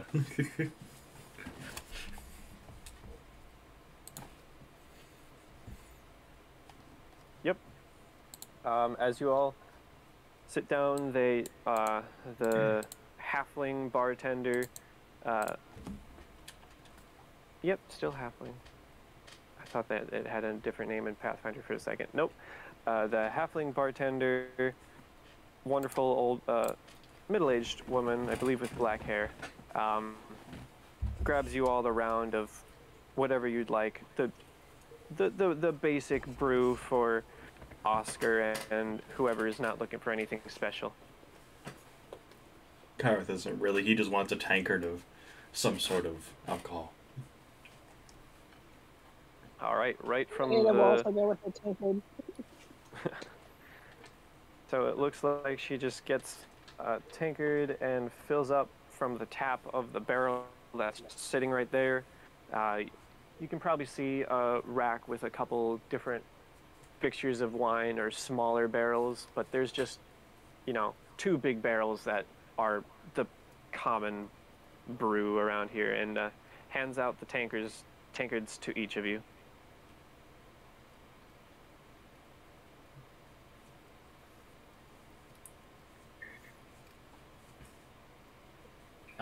Karzarat will hold up. Well, bottoms up. Ada Cheers, will brother. clink her tankard against his, and then chug it. Hold on. Karth just, yes, cheers! And we'll chug his. As well. And then he'll look at, me. I'm gonna Maheda. Maheda, thank you. Again and go. Could have been easy, but I made it difficult. Looks and goes. You did. Maheda. Gesundheit. Goes, I did offer a round of drinks on me, so you get another one and I'll pay. Oh, I think we'll do just Deal. that.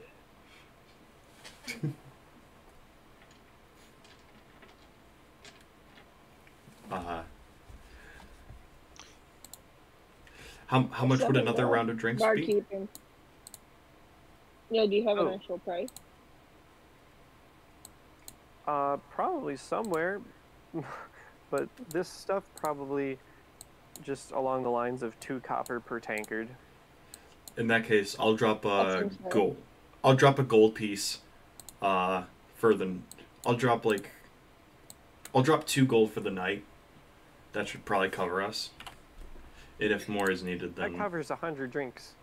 it might cover us. We'll see what happens. He's big. It's still early. You never know. Maybe we'll go to the other bar. That's too kind. We have adventurers of all kinds stopping in here, and this isn't necessary. Well, you gave us a free round, so and lodging, so it's the least we can do to pay back. And plus, we'll be having drinks all night, so there you go. And I'll just keep a tab. he Grabs kind a few of, coins. as she does, he kind of just puts like a paw on her hand and just kind of nods to her and smiles and then takes it away.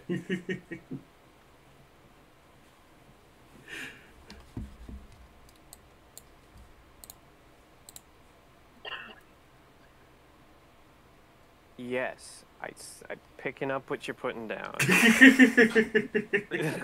No, this is just how he's gonna. I told you that he may end up being flirty at some point. The perfect opportunity came, so it's like, screw it, we're doing this. Sorry, Kaiser, repeat yourself. Another reddish. I don't think he's talking to us. Never mind. I gotcha.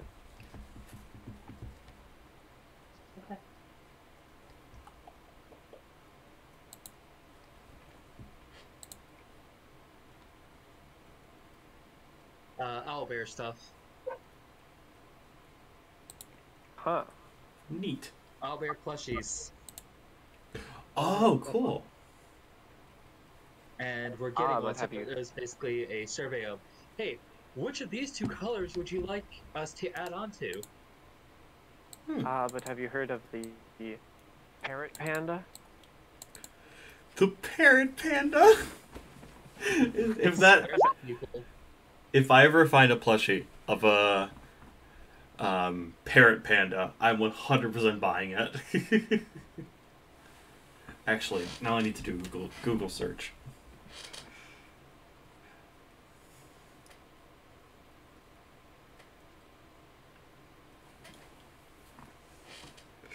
Oh, I don't like that. Oh, I regret this search already. What? I searched up Parrot Panda. I'm gonna put it in the Rise of the Runelords chat so you guys can see what I just looked at. Do we want it, should we be a full one about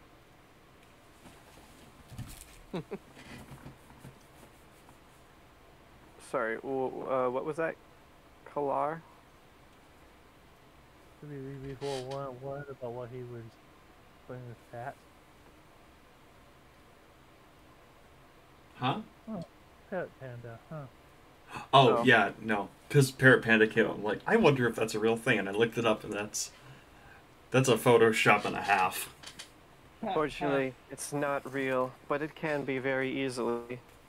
Don't tempt me. No, Basically, no. The parrot panda can't hurt you. The parrot panda is not real. The parrot panda is not real. The parrot panda is not real.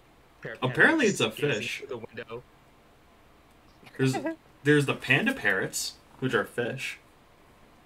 Well, good for them. You just have, you're just shaking, just rocking back and forth in the corner, saying parrot panda is not real. Parrot panda can't hurt me. It's not real. You look over to the window and there it is, just staring at you through the window. No, but first you hear just a normal human voice saying, "Don't worry, Parrot Panda's not real." You look up, it's the Parrot Panda. The window slowly starts to open as it God. sticks its head through closer to you. When you can create nightmare fuel for your kids.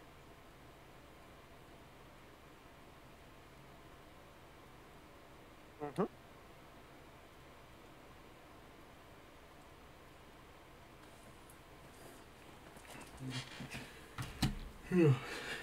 uh...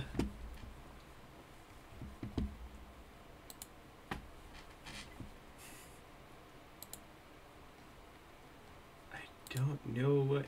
Yeah. Brain is trying to come up with what to say at this point. Brain is failing at that. That's fair. Kareth kind of looks over. He sat... Who all is sitting at the bar with Kareth right now? Kaldaroth is probably there. It looks like I everyone. hate is there. Gil is most certainly splashing Heda his... is on her third tankard. And Gil is there splashing his mushed up jaw with alcohol. Because apparently he likes to burn. He likes to In feel more the ways than burn. one. Oh god, no. No. No.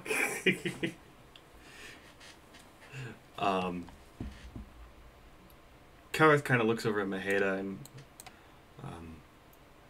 say, where are you from?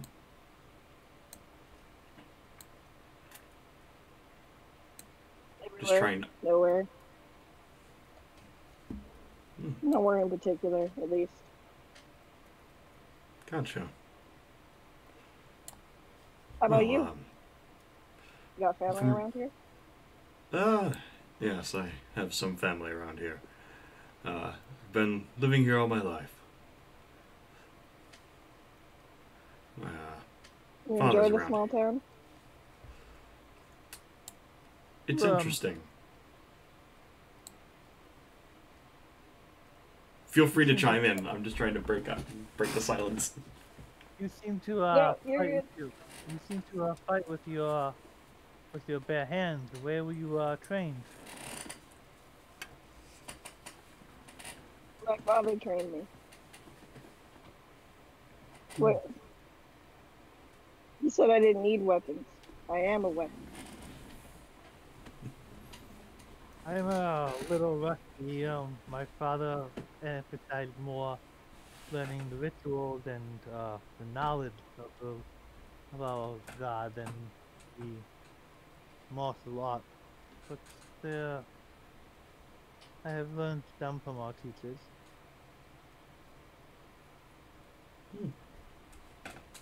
What was the name of your god again? Aroni or Ronnie or Rory. Roy. Interesting. Thank you for your healing earlier. It was very helpful. Well, I can equally thank you for your skills in combat, or if it were not for your efficiency, all of you to be distracting the goblins. Those behind, those who I would have had no one to support. Well, here's to all of us.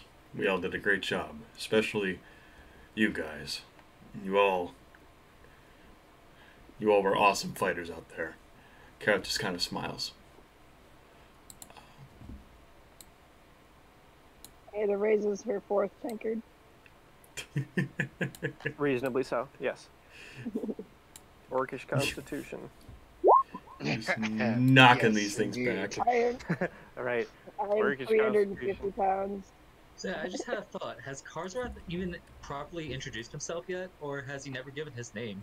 Maybe he's just been I don't traveling know. with these guys. Kareth got your name. I Um, don't know. So he's just like, they're just... We should probably find the guy that we saved. As he takes another drink from his mug. Or tankard, rather. yeah. He is probably mourning the loss of his dog. Can Kill it. As you say that, down the stairs walks the fanciful man himself, Aldern Foxglove. Ah, there you are! As cheerful as ever. The devil. Told ya. Kareth kind of glances over. Morning, eh? I look a little discomfited by his with mirth. Joyfulness. I do say you all had extraordinary ability, and a little bit hardcore, if I might say, looking at Maheda with awe and fear. Please don't strangle me. But also, please do strangle me. Wow. I was about to say, he seems like the type that would rather be stepped on than strangled instead. Thank God I didn't start. Thank God I didn't take a swig of soda right before that. I don't think Maheda is into humans.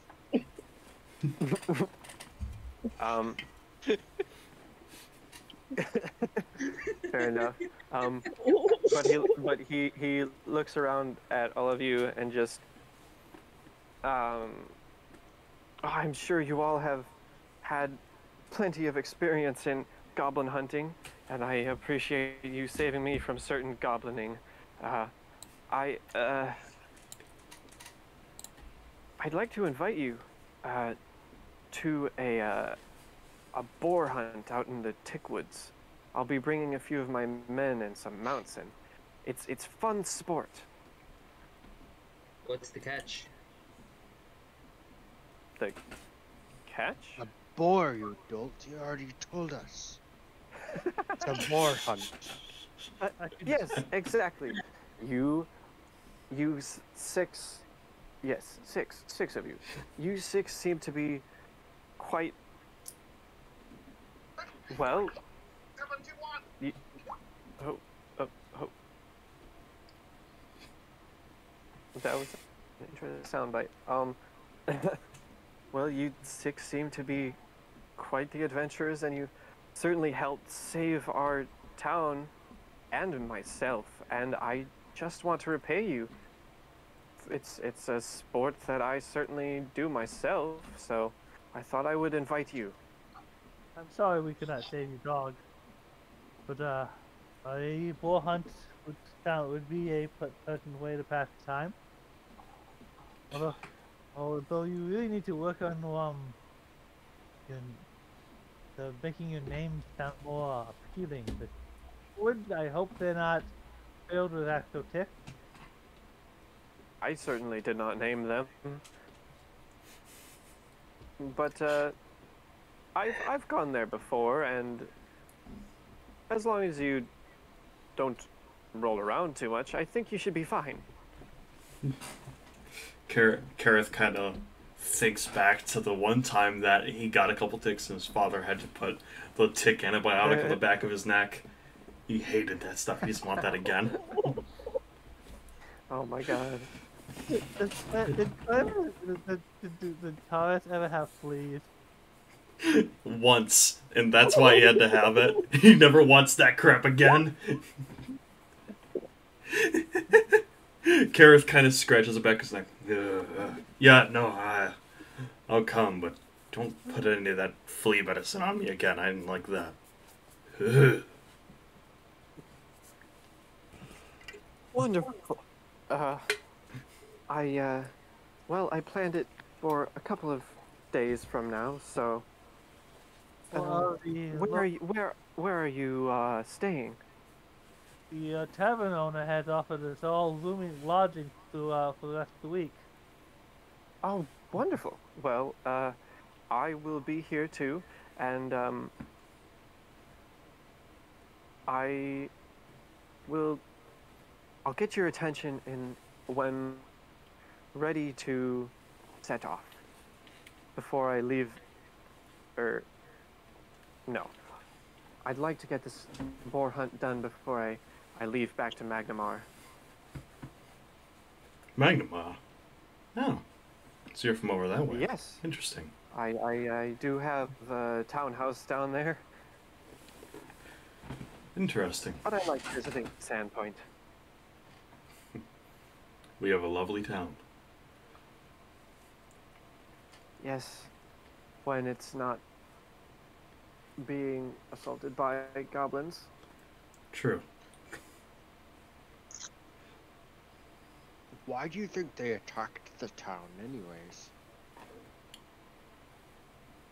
Well, there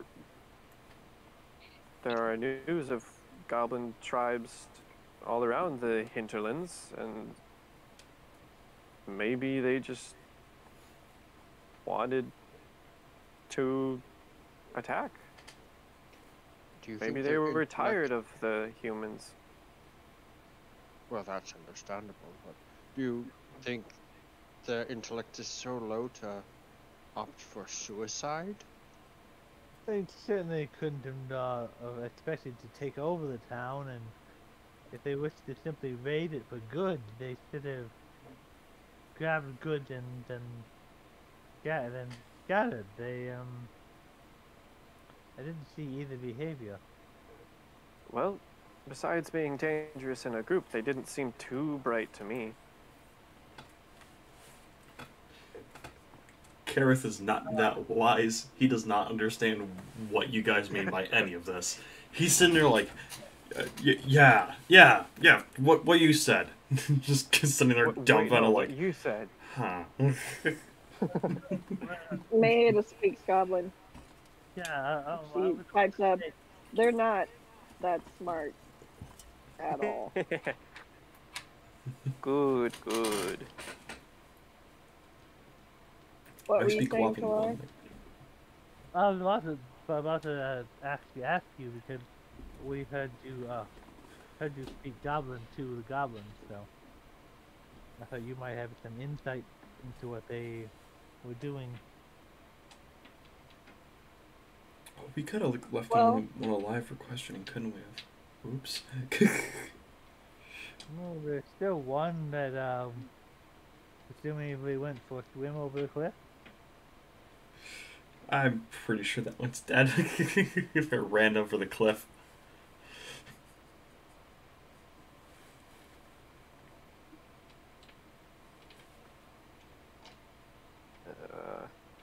well, goblins aren't really all that smart. And to be honest, they just like to terrorize people. Yeah. Perhaps.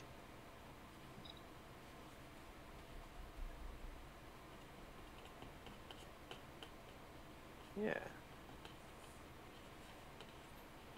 So for this hunt, who's going? Do you have soldiers, or is it just you and your guests? I have a few servants that come along with me.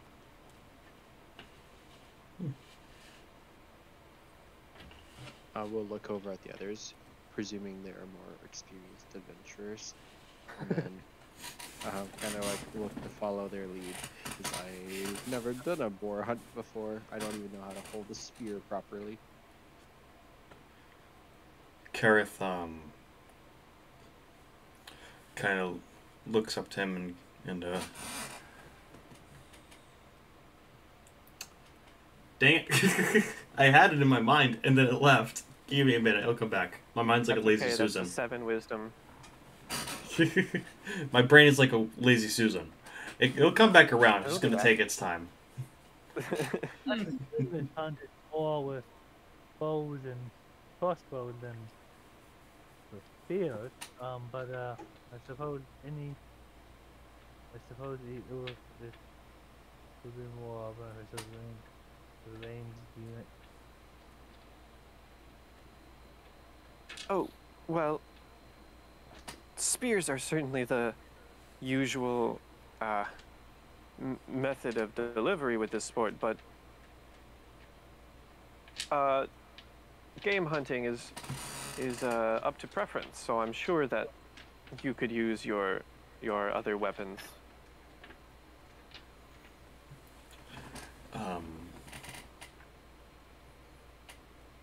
Kareth kind of is thinking in his mind, where would be like the main weapon shop in town? Because Kareth kind of wants to, since we're going to go for this, he would want to gear up and go buy like a net or two and maybe a longbow, so he has a little more range to him if need be. Not that he's going to do a ton with it, but... Yeah.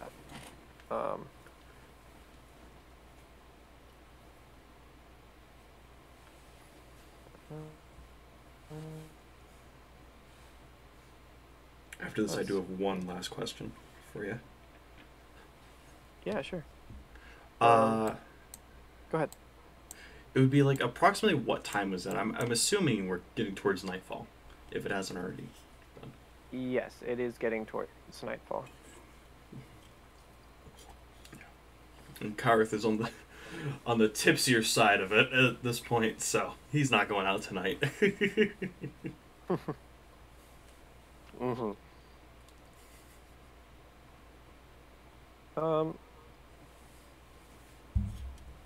Well, you know about the Sandpoint Boutique, and give me a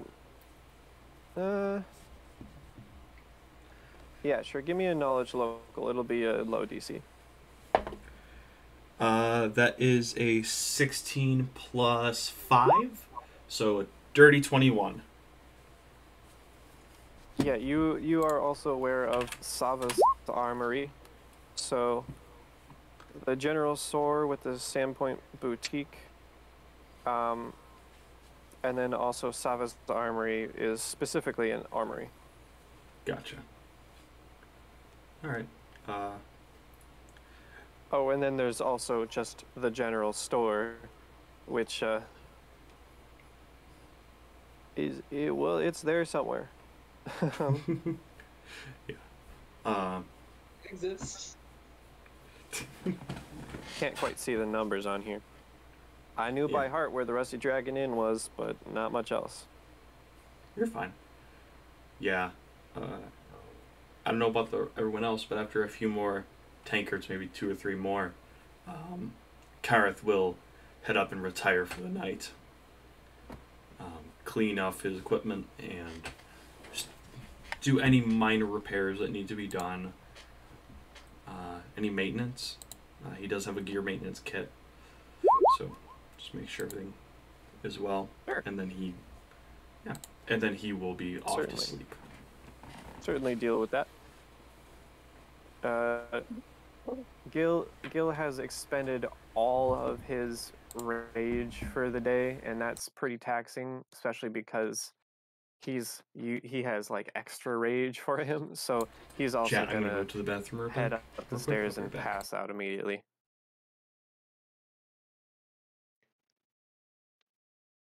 I think that will also signal the time for Oscar to bow out for the night. That's been Oscar just sitting there waiting for someone else to go first. Oh, great! It's time to go. yeah. And he will leave that first mug of ale basically untouched. Enjoy the on evening a counter. little bit. Go up to whatever room he had prepared. Do his meditations and do some practice some maybe 5-10 minutes of practicing martial arts forms. Yeah. So Maheda Oh, and yes. Karzarath? Yes. Is that who's still down there? Yep. Yes. Yeah, So Maheda, basically, you see a full go ahead. tankard, a nearly full tankard sitting where Oscar was. I down it. Understandably so. You're getting Up to my, quite like, sloshed. when I get to my 6th tankard, I start challenging the men around me to arm wrestle. Karzarath will totally help with this. Like he'll be Yes. standing on a stool, full like claws on both hands. Ready? Go. And what's more is he will release the challenge hand just a second after hers. And make it look like it's released at the same time.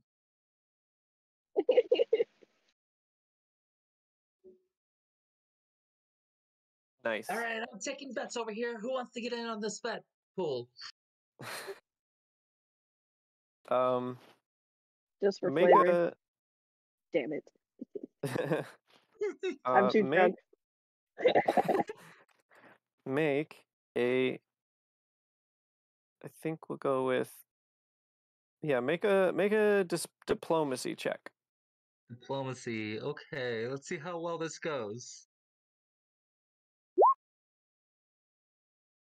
All right. Well, one of the patron who seems to look a little hardier and a little more weather worn walks up and just, I ain't getting on the pot, but I'll take you on, and just clutches Maheda's hand right there. Let's give him a flat roll. Probably has a decent strength, +2. Whoa, okay, that's a. I don't have to hide those, but he got a 15. Nice. So 19. yeah, you're going, and he can see pretty easily that you are an orcish woman, but he tries his best, and he admittedly puts up a good fight. He's a hardy person, but you get the upper hand, and you down his hand onto the table, and there's a couple cheers around.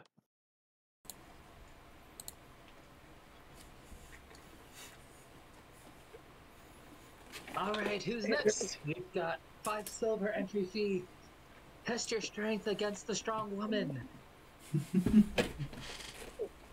You just hear Mahita a is guy swaying a little bit, but she's still got her arm out, ready to arm wrestle the next person. So a bigger guy, bigger with muscles, but also a little bit round, stood up, and then was just 5 silver. I don't want to do that. And just sits back down. Winner gets a gold. All right, fine. Guy with a scratched out eye and definitely adequate muscles approaches, passing off his $50 to you.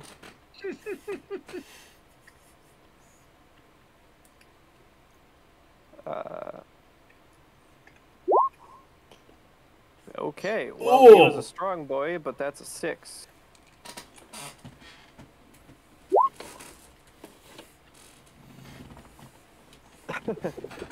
Um, 17. I think you broke his arm. You might have started a little early. Time's a strange, malleable thing when you're this drunk, and he feels your pressure and tries to fight back as soon as he feels it, but his reaction time is not good enough, and you just catch and smash his hand against the table. He just tosses it around a little bit. Whatever. Who's next to challenge the champion?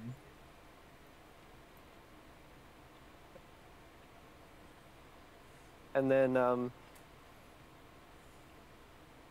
as people are starting to gather around just a little bit, Ameiko steps back out from behind the bar, noticing the commotion, and just kind of like waves her ladle at you and just, hey, no commissions. If you're gonna have fun for sport.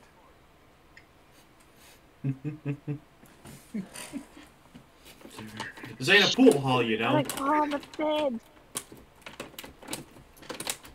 By the way, Aldrin's eyes are glued onto you, watching you just completely smash these arm wrestling competitions.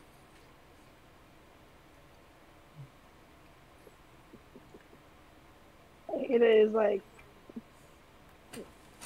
still extremely drunk, but ignoring him. It's just like, ew, gross.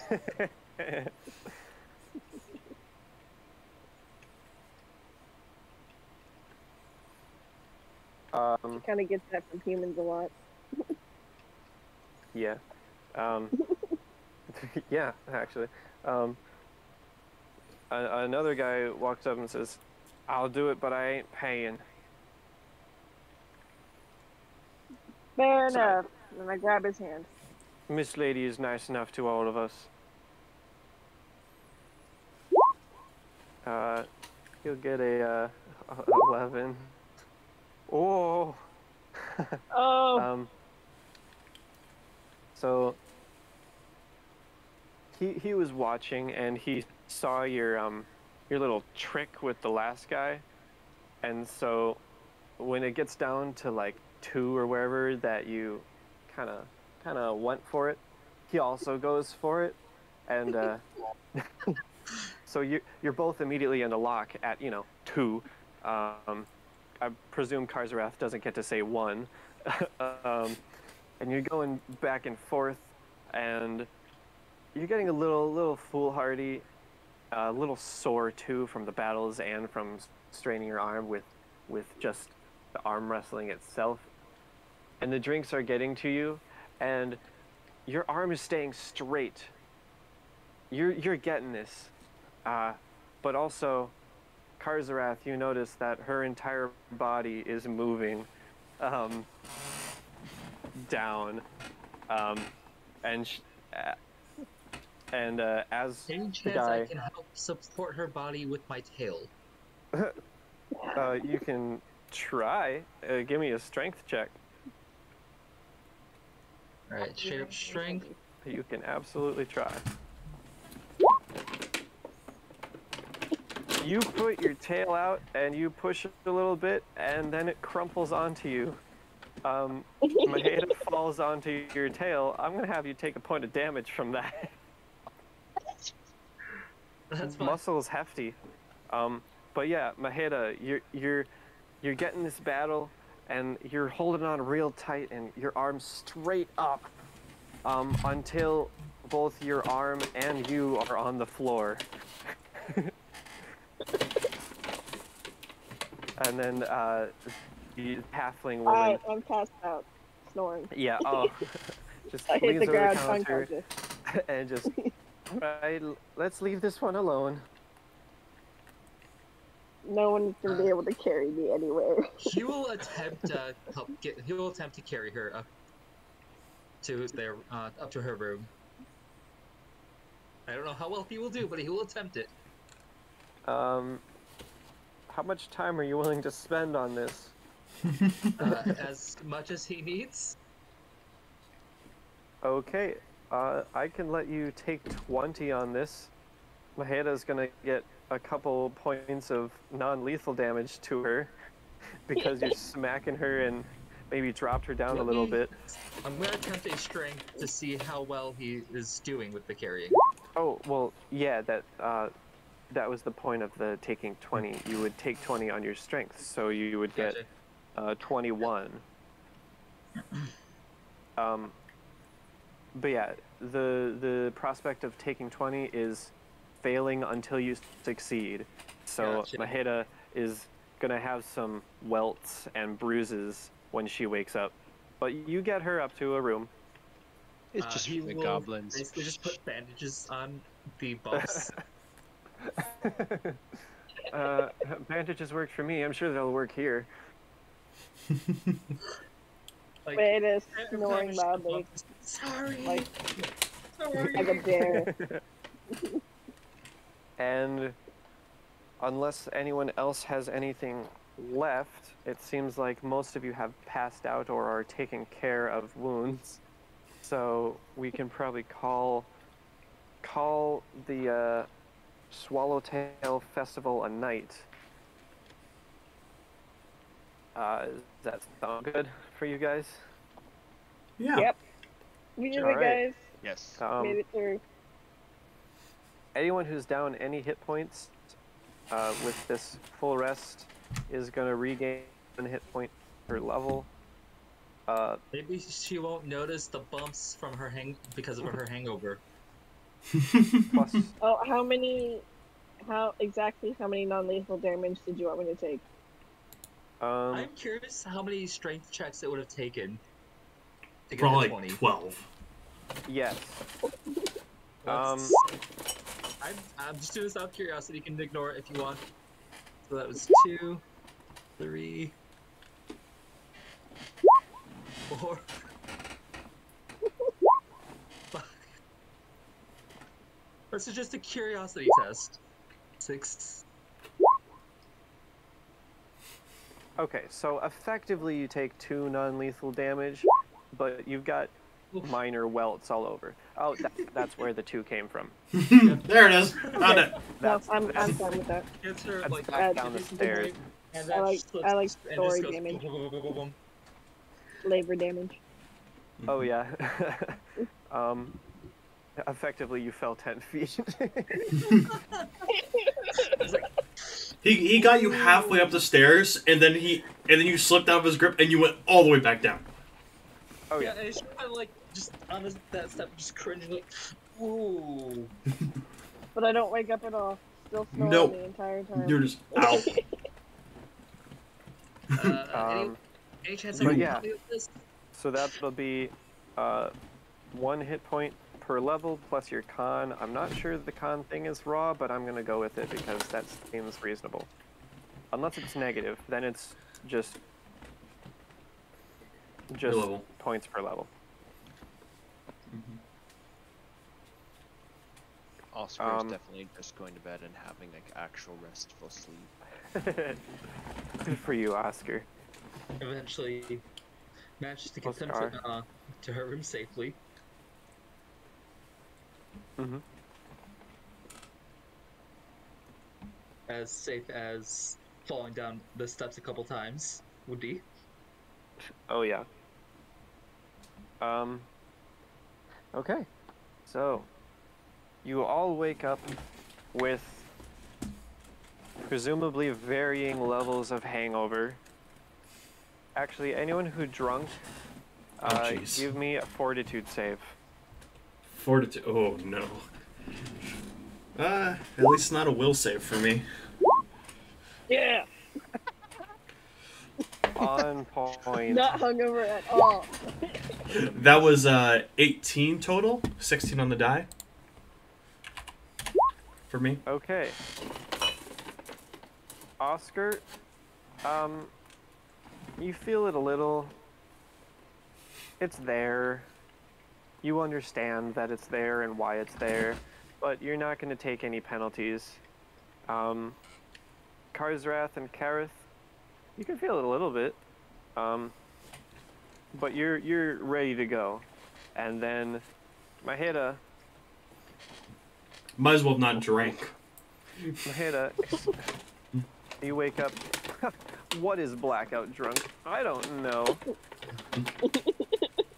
Never met her. Hangover. Built different. She's got a different kind of hangover It's like from orc the liver. pains. She's like, ow, I'm sore. Yeah, Why even do I if you did have a bandages on? hangover, you definitely just feel the like bruises.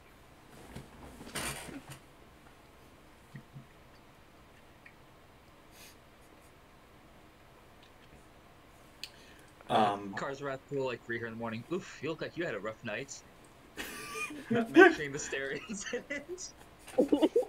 I'll say that Gil is sleeping off his rage. He's sleeping in. So, there's that. As soon as Kareth got up, he probably actually went to go see his father. To go tell him that he's alive because he didn't go home last night. And, you know, make sure that father is alive too. Yeah. Presumably. Kareth wakes up. I mean, Shoot, I never told Dad where I was. Ooh, I should probably go. hey, Dad. Dad! I'm not dead. Dad, I'm alive! Yeah, no, don't worry. You can put the lost posters away. I'm still alive.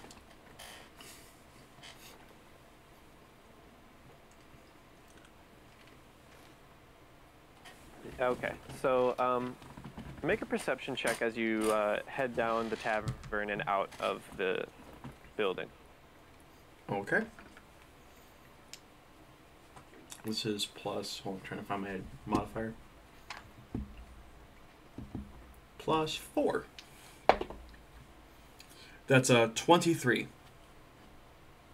Okay, yeah. Whether or not you'd like to stop, you can see sitting, not quite in the corner, but like along one of the sides, just kind of tapping one of his feet and staring at 1,000-yard stare, is Sheriff Hemlock. Yeah, that's what you would notice. Yeah, if I saw him, he would stop and kind of walk over and go, "Sheriff, you all right?" Well, I'm doing my job. I actually came here to find all of you. You did an exceptional job yesterday, and Well, word's been getting around fast, and I did actually see a bit of your action. And well, I'd like your help. Well, sure, if you know. My sword is always ready to help you. Been helping you since I was little. Well, then again, back then it was just cleaning up the courthouse and stuff. But still, you know. Carrot just kind of smiles. If you need the help, I'm here. The rest of everyone should be coming down here, hopefully soon. I would hope so. I'd like to take all of you on this journey. All right. This task, I should say. It's not quite a journey. Yeah. Do you mind if I run to the? I need to go and tell Father I'm not dead yet, and go pick up a couple things from the store. Do you need anything while I'm away? I won't be gone very long. No, not me. I have what I need. All right.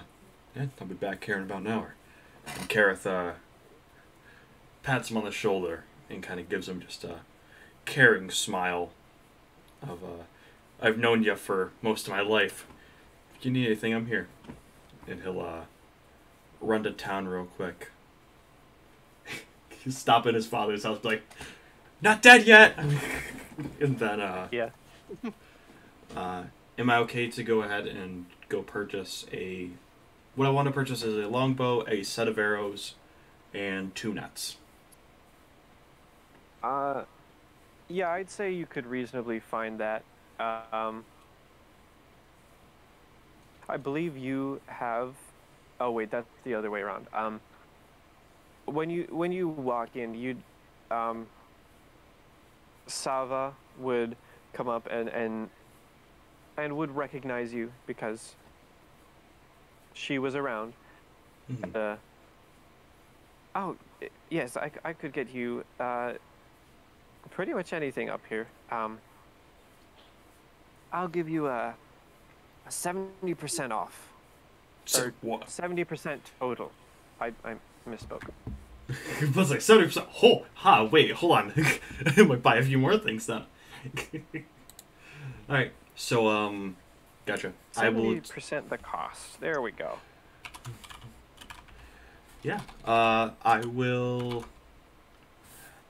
do maths and calculate everything up. But thank you. Neat. I will Anyone- get a calculator. Anyone else waking up? Mahida, I presume with that top of the line fortitude save, you're stretching, the sun is beaming, the birds are chirping. I don't even think there are birds around, but they're still chirping. And you're It's ready those to birds hit the flying day. around her head. Oh, right. Well, they I start stopped flying singing. around her. They stopped flying around her head and just kind of perched there. Start singing like I'm friggin' Snow White or something. Alright, anyway, go head down to the bar. I have What's your myself another charisma? tankard. That's a great question. I don't remember off the top of my head. Hang on. 12? Not bad. So, you know, not bad for an orc. I mean, charisma does manifest in different ways. You can have a 20 charisma character that can't sing, but it's not awful. Yeah, you have a pretty nice voice, at least if you'd like to. If you'd like that to happen. I Not that would, anyone but else only in can hear private. Nobody else may know. Yeah, it's like seductive voice. Well, It's an duh, orc. Maheda doesn't sing. Of course not. But yeah, you guys are waking up, and like I said, the day is yours, I and do want to go shopping. Let's do this. as you make your way down, Hemlock is paying, Baylor Hemlock is paying closer attention and calls out to each of you in turn as you all leave, and he gets a little more frustrated. Karzarath will go with her. Okay. And he just tells you all to please get back here so we can get this task done. So Maheda and Karzarath, I'm sure Karzarath would be able to show you around to a few common places that you would know that are for shopping. And where to get a good deal, probably. Yes. You will also be extended the 70% cost deal. What are you looking for?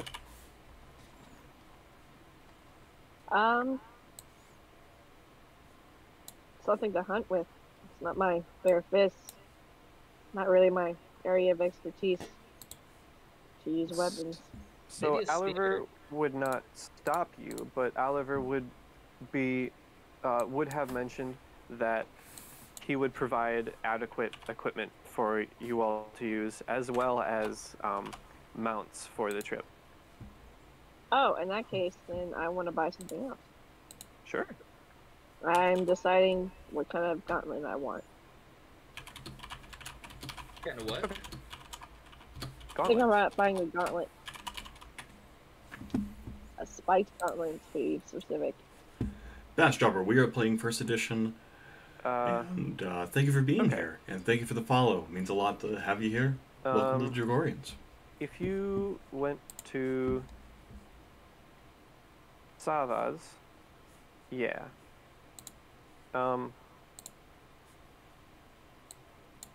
Sava, the female human, comes up to greet you as well, and of course, being in the same place grants you the 70% cost. There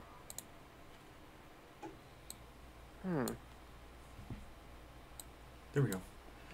My shopping is done. I picked up the 2 nets, some bolts, and a longbow. Cool. I seem to... Yeah. So Savo would say, "Well, I have some gauntlets that might fit you, but I think they need to be outfitted in order to get those spikes that you are looking for."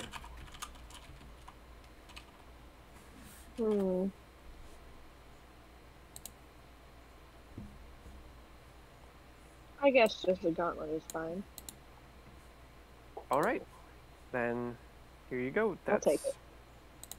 however much they cost. There's a huge compendium. Don't ask me. I will find out. Gauntlet. Gauntlet. 2 GP, so 70% of the 70%. cost would be 1 I have gold, no 4 idea. silver. okay. Math.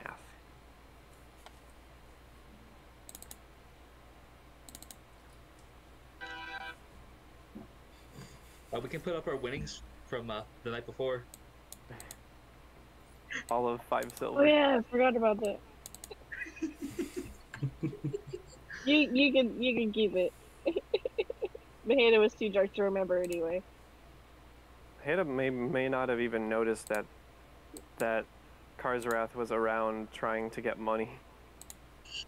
Probably not. I mean, he was gonna split the pot with her. Totally can if you want to, but Maheda does not remember you running a betting circle.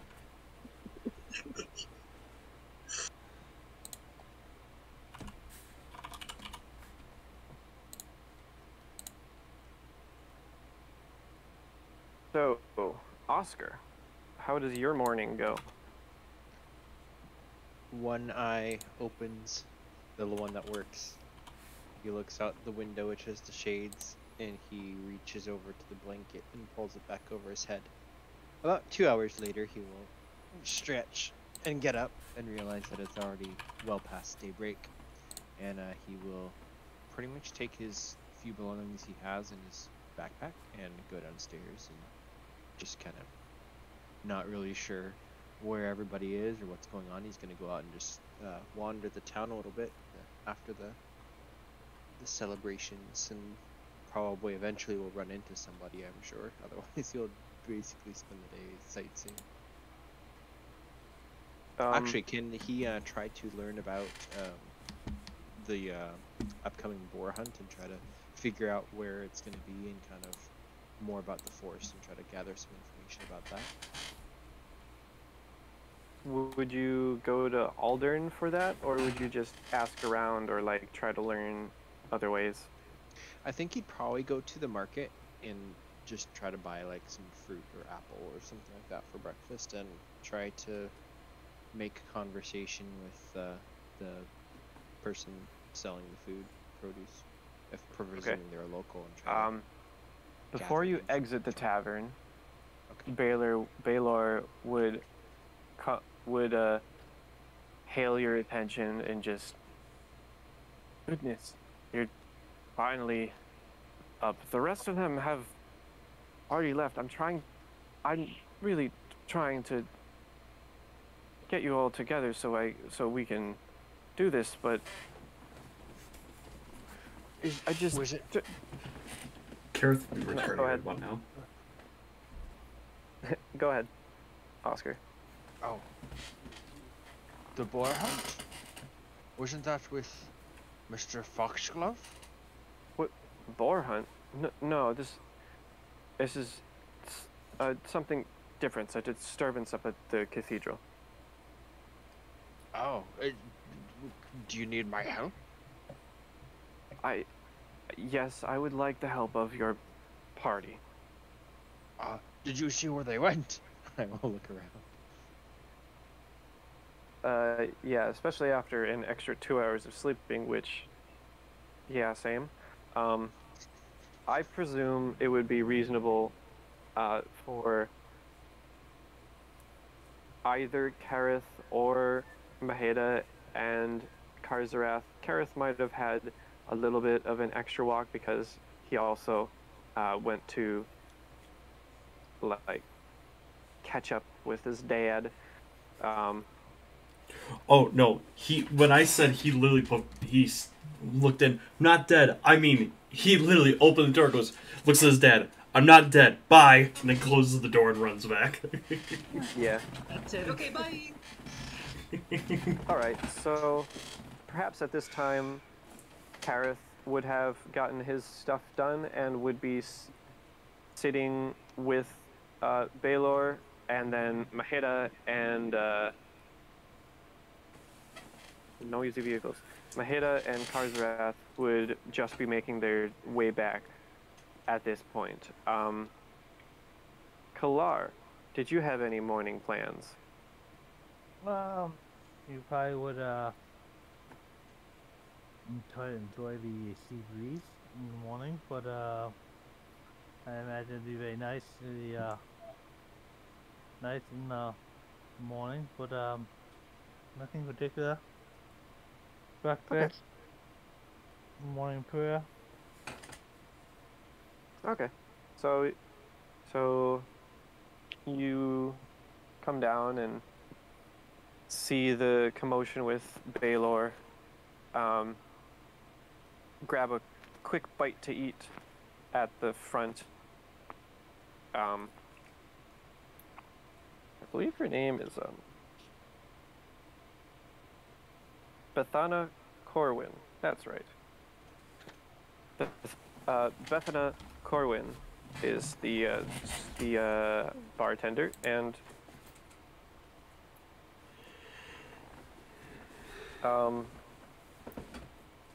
helps serve up a plate of well, it's a hearty meal. It doesn't look fancy unless you order something fancy, but it's pretty tasty. And then at this point, maybe when you're finishing up with your breakfast, Baylor grabs you all together and Says, "All right, I'll let you in with some information. Father Xantus has been told by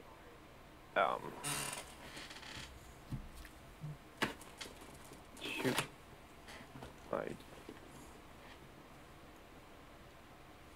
Father Xantus has been told by his by the boneyard Jesus, by Nefer, Kareth, being you being a local and being pretty intertwined with the cathedral and the clergy, you would know that Nefer is a male human, and he's got a bit of a hunch, and he is off to the side, and he tends to the boneyard that is off to the side of the cathedral, which is actually kind of in view in both areas, in both maps. And then Baylor continues. Well, apparently, according to Nefer, and according to Father Xantus, there is a disturbance in one of the grave sites, and I'd appreciate it if you looked at it with me. Oscar immediately will perk up at that. And, Grave sites. Of course. This makes sense. So, what do you say? lead on.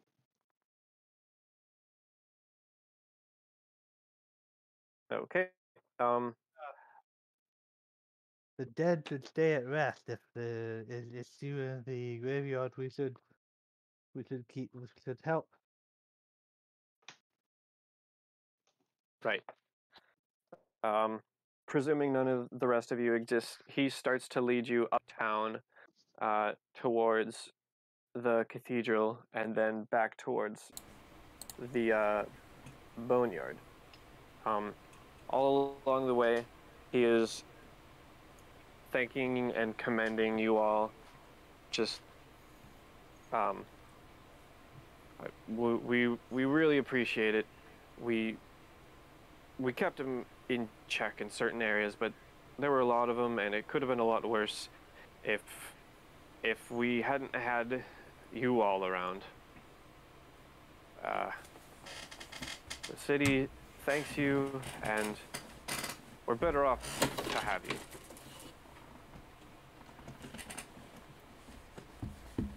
And so on and so forth. Ad infinitum. What did Kolar say? Or Kalar? The dead should what? Stay at rest. They should Dead stay should at stay at rest. rest. They should rest in peace. Interesting take from the both of you. Either way, it's honestly probably not much, but there could be some goblins lurking around, hiding in there.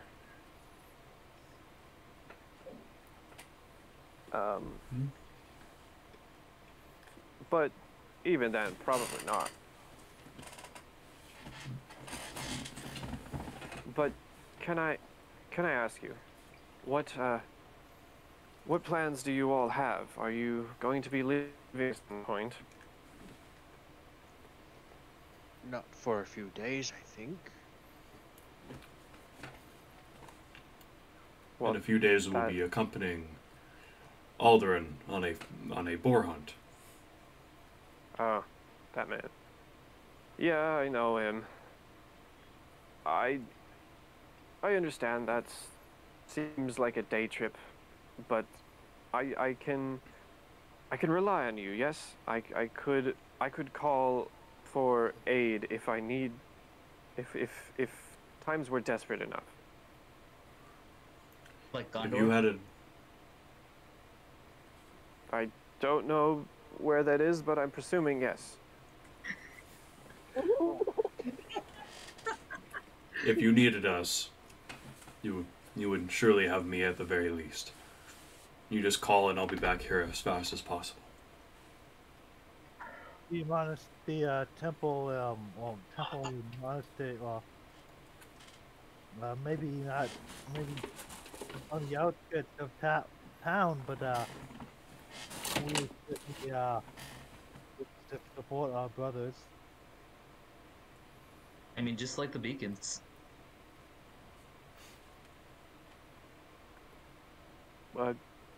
Sure thing.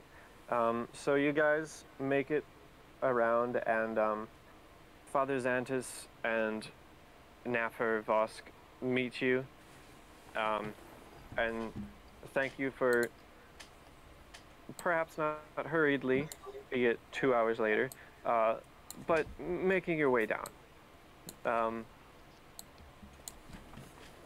Baylor just, all right, this is why we're here, and please just stay at the cathedral. If I wouldn't want you to get hurt. Naffer, where did you say that the a disturbance was? And Naffer hobbles a little closer to the boneyard and just points off to a structure. Says, that one over there.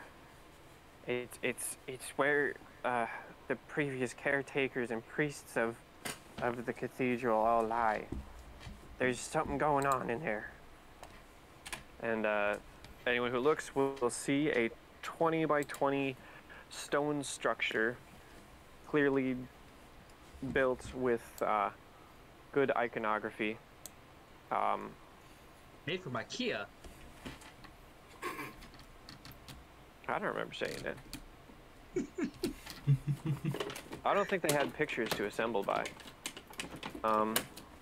But yeah. They did. Hieroglyphics. Naffer points it out and then follows the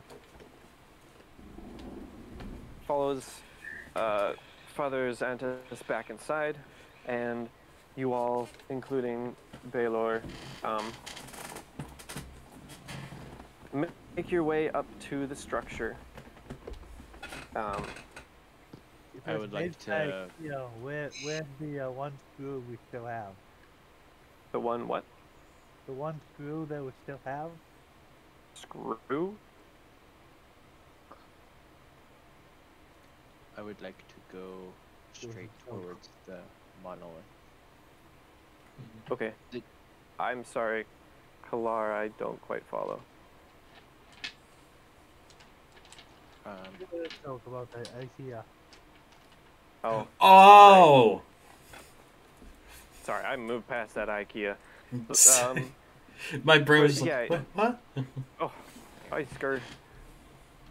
You can delete me because I'm too big, but I presume it's like over here-ish. Look at that little buddy. Yeah, it's one of those structures. It doesn't clearly define it. So, moving forwards, unarmed and unarmored, just kind of his robe billowing behind him, I will stride towards the structure. Right, if I could get a perception check from all of you. Yupper. +4 to this. Okay. That's a 12 for me. Jeez. Hey. Nice. That is Maheda and Karzarath. This is everything. And that's not even a nat 20. It's a You 19. notice that you know, the landscape is not undisturbed. The chaos did make its way here, and you two realize that many of the footprints are goblin prints around here. Not surprising. but some of them appear to have been left by a larger humanoid. More of a... Oh boy. Yeah. Sorry. I don't see a disturbance. Oh, sorry. Go ahead. This is starting to make a little more sense. The goblin can have an objective in mind. I see nothing. What That is? makes Where are the goblins? I should say, all of you will probably see the disturbances. All of you will see little goblin footprints. It's just the distinguishing that you aren't quite clear on. We may have bigger problems than just goblins. Are these tracks old? Older than 2 hours? Would you like to make a survival check? Let's If do you're it. visible to me, then yes, I'll kneel down and try to. They're certainly visible to anyone who would like to try. I will try with my -2 to this. Oh, if you're gonna try with -2, I'll try with my -1. I got a 4 total. 0. Oh my Okay. gosh. All right, 7, 11, 0, and 4.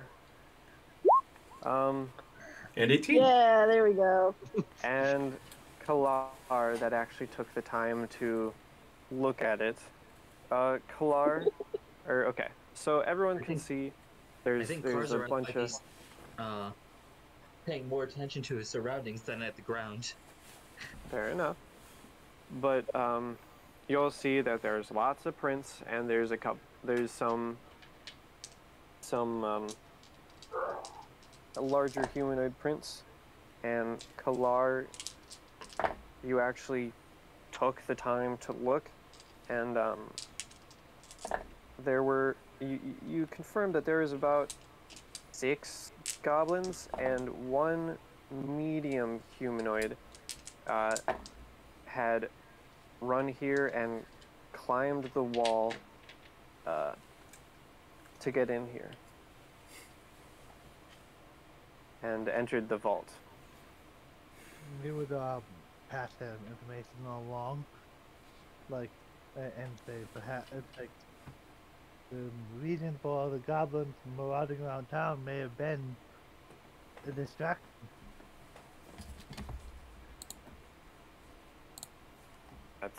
That makes more sense that someone was controlling the goblins rather than they attacked on their own. That's an interesting proposal. But everyone, no, not everyone. Baylor, unless someone else is going to walk up to the vault and pull open the doors. I want to be there with him, Anita, so. Okay. As he's doing so, I have one of my short swords out, just in case they're still in there. I don't have the second one out, but I do have one. Seeing him do this, I will draw my rapier. Okay. Actually, if everyone could give me another perception check for paying attention to what may or may not be in this vault. Perception. Holy guacamole. That's Went from a 26 to an 11. 19 for me. All right. That's pretty clear to all of you.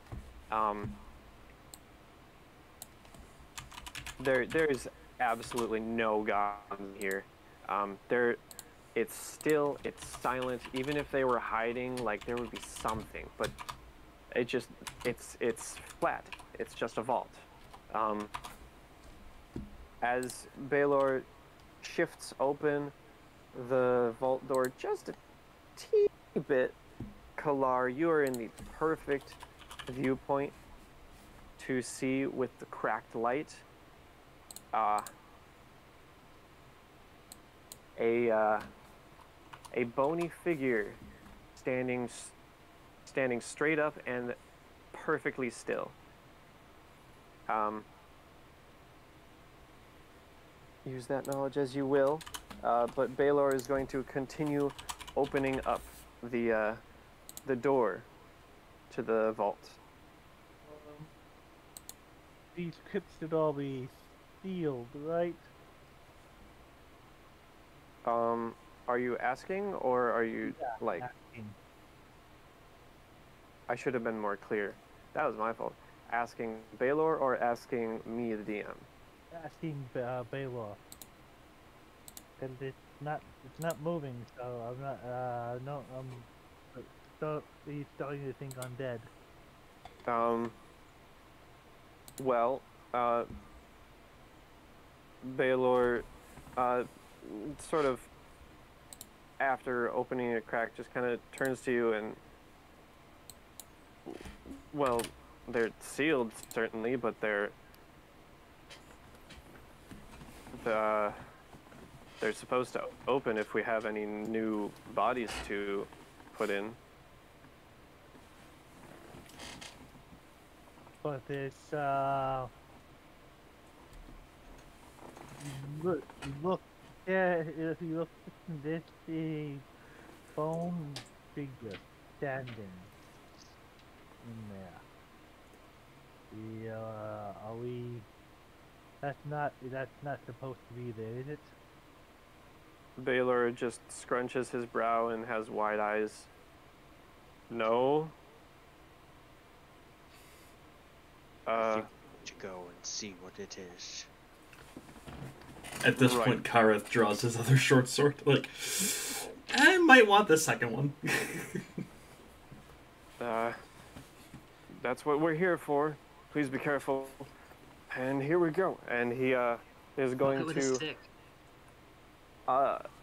If anyone would like to prepare any sort of attack, probably not a charge, because that would be straight in, but if anyone's getting ready for something, you can hold a type of action. Before he goes, I would like to ready an action. Ready? Kalar? before let's see here. While he's opening the door, he's gonna go over to Kareth, I mean, pulling out his other short swords. And he'll start saying something in what language is he doing now? I know it's any language like saying something in celestial, like a prayer, and down the edge of one of his short swords, mystic runes will start glowing into the blade. Ooh. What does this do effectively? Magic weapon, basically turning into +1 weapon. +1 hit and damage. Ooh, With sick. My dark vision, am I able to see anything inside specific to this thing? If it's like noticed us or no? With the sliver that he opened before noticed and stopped him, it doesn't seem, if you take a tiny peek in, it doesn't seem to really, like, obviously it's undead, it's a magical being, but it doesn't really seem to care for hearing, I guess.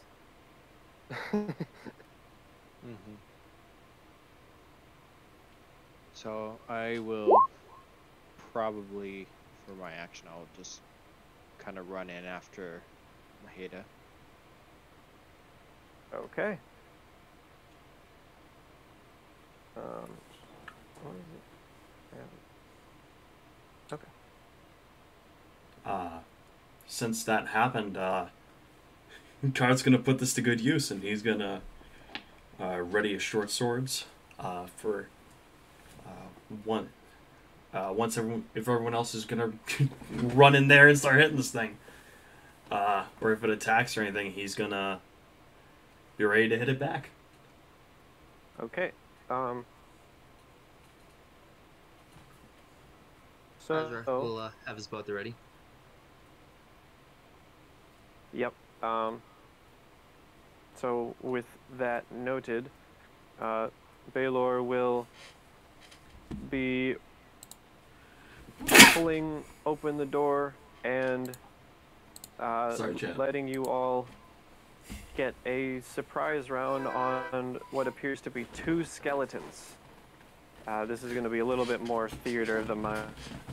There isn't exactly a big combat here, but... Gotcha. Are we rolling initiative for this or no? Yeah, we might as well. Okay. Oh, we can't add our tokens, can we? Can't, yeah. Yeah. I have a temporary fix for this. Probably stick them right in that white box there, in between things. I also have a temporary fix for this. Oh, we had the same idea. Yeah, that works. Go ahead and drop them in this white box. Why not? I mean, it's space that's not being used, so might as well use it, right? Mm-hmm. Yep. What am I looking for?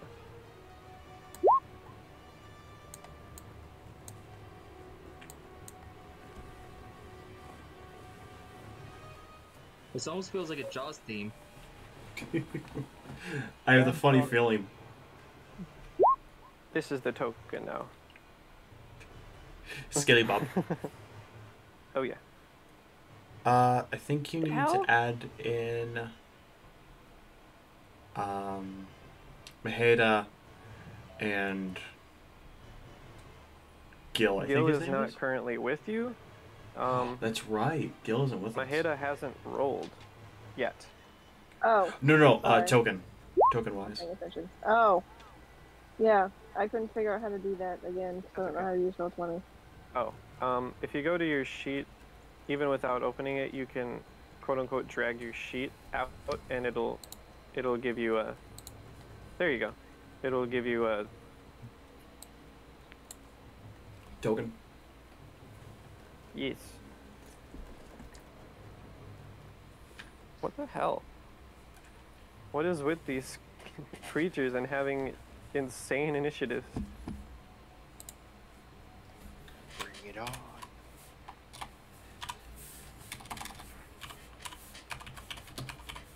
Let's do that.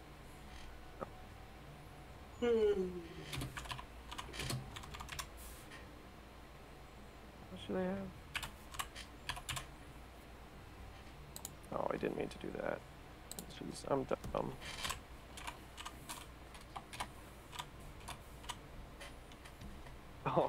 Oh, sad day.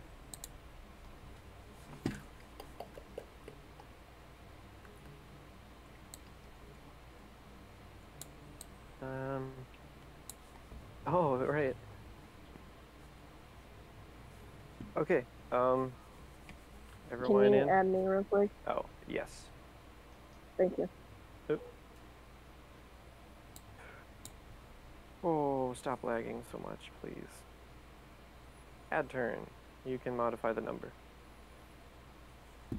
Okay, I need to refresh again. This is fun.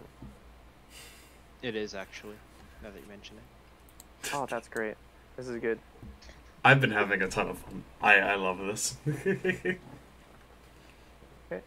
descending.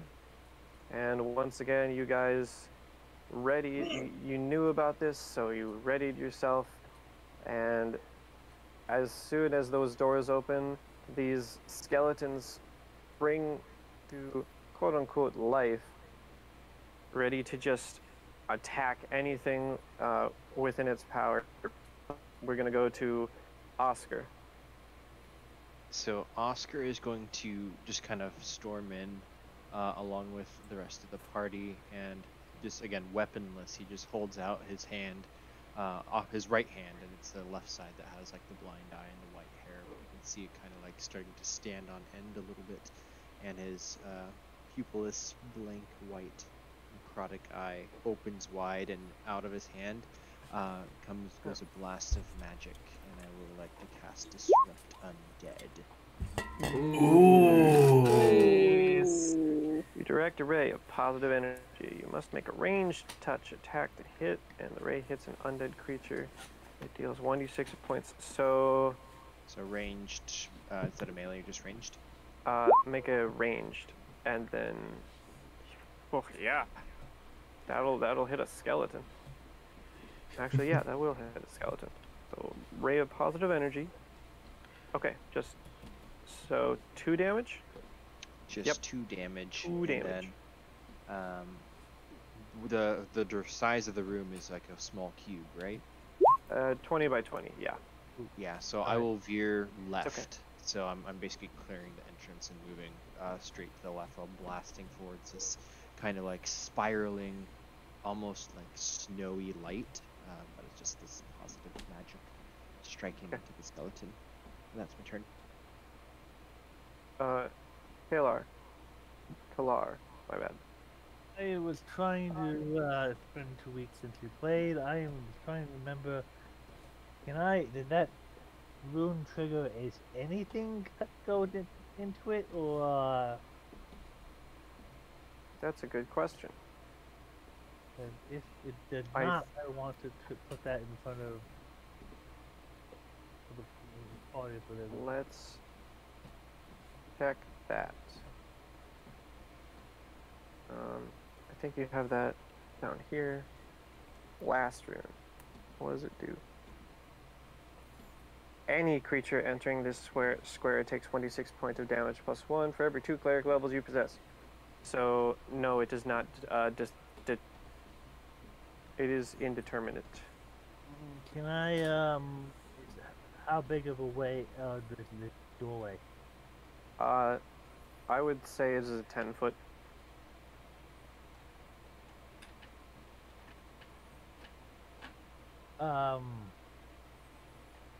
He will, go to the side of, stay to the other party. Stay off the rune. And we'll go over and, in the air, we'll weave, or like, start drawing a rune, if it's symbols with his hand, and a glowing rune will appear in the air, and it'll touch the center of it, and it'll, like, snap. Like snap to the ground, and a glowing rune appears on the ground. Cool. They steal away on the other side of it for them to get around it. Okay. That's awesome. Kareth. Well, I will walk around the rune. Good. Get right up to one of the skelly bobs, and I'm going to try and take him down. Left or right? Which one was already hit? Oscar hit the left one.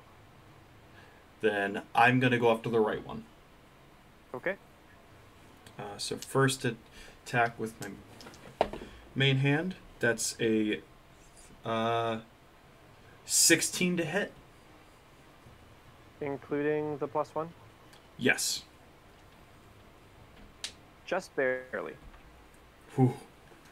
And then for damage, that's 8 damage total, including the +1. Okay. And then my... Oh. You cut into this one, and to surprising effect, you cut across the spine through the back of it, and its sense of life, or its sense of undeath fades from it, and it clatters to the floor as some old bones. Is the other one within 5 feet of me? It's only a 20-foot by 20-foot, so I would presume so. Alright, then I will take my offhand attack at that one. Okay. So that one does not get that. Yep, that was a 17 plus 3, so that's a dirty 20 to hit. Yep, that'll hit. For 5 damage, including bonuses. Okay. As you have quickly found out, these are not party Tanky. creatures. And they both collapse after having raised their swords at you, but not doing too much. Gone. Sorry, guys. I was like, oh, I wanted to kill something. Your sword still has glowing runes on it for 2 minutes. 2 minutes. Sweet. Hurry, open another door. Is there more to kill? So, Kajrat will pick up the 2 pair of femurs and say, hey, look, drumsticks.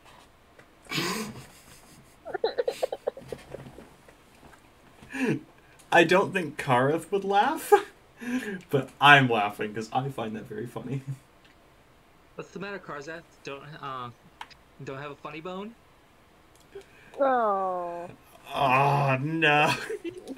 The puns are too good. That's terrible. Oh no.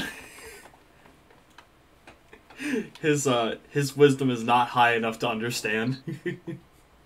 These 100% are just going over his head like, huh? Don't let it go over your head. He picks up the skull. Oh, huh. That one he chuckles at. Nothing can go over my head. My reflexes are too quick. Yes. Well, I mean, my reflex save is a +5, so I think I have decent He takes reflexes. the skeleton's hand and puts it on top of the skull and just says, hey, look, a knucklehead. No. That one's No. terrible. I hate all Alright. that one. Alright. Baylor is going to be searching around the room, looking at, investigating the scene, really. Would anyone join him? Sure. Not you. You're too busy making jokes. And this doesn't take too long. Well, I wouldn't. I would say I imagine the hunt will not be boring with you around. Oh, no. Brought on. Alright, well, perhaps it's just Baylor, but anyone who is helping will I would like to help. eventually I will find, help. because Perception? no need for perception. These things are very plain. Gotcha. There's a robe on the floor, and it seems to have patches missing, and it also seems to be of arcane origin. I don't know how you're supposed to know this, but it's a robe of bones. Now, I may not be wise, but I know better than to touch anything magical I don't understand. A robe of bones makes skeletons. Makes the robe skelly has- mobs. Baylor just says, well, it's a useless artifact, or it wouldn't be an artifact. It's a useless item now, so they probably just got rid of it as weight.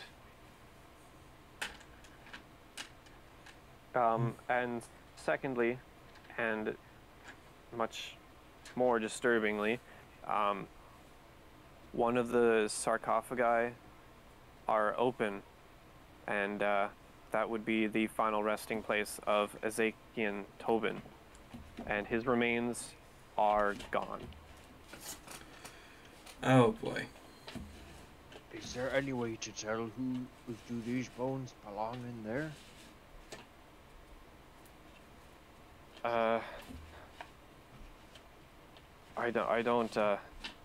I don't think these are. Oh, actually, yeah, that's a good point. Forget what I said. They would have pulverized into dust upon death. Oh, I will drop the dust. Aw, all the bone puns didn't happen then. No! Where there's a will, there's a way. They stayed for just long enough, and then they disintegrated. And as to Yeah, they're cigarettes, decaying. These boneheads, I knew them not. I just kind of drops the ashes or dust on the floor. Anyway, Baylor is going to confirm with you and just say, I think you were right. I think the raid was a distraction. The goblins are behind this. What do they want with bones and the dead? Perhaps it's more of what that humanoid wanted with them. Yeah, I don't think the goblins are in charge here. I look at her like she's speaking absolute wisdom, but I never considered. Kareth is doing the exact same thing, just like, yes, madame. Listen, if you would mind keeping this information between us, this is already a sore spot for so many within Sandpoint.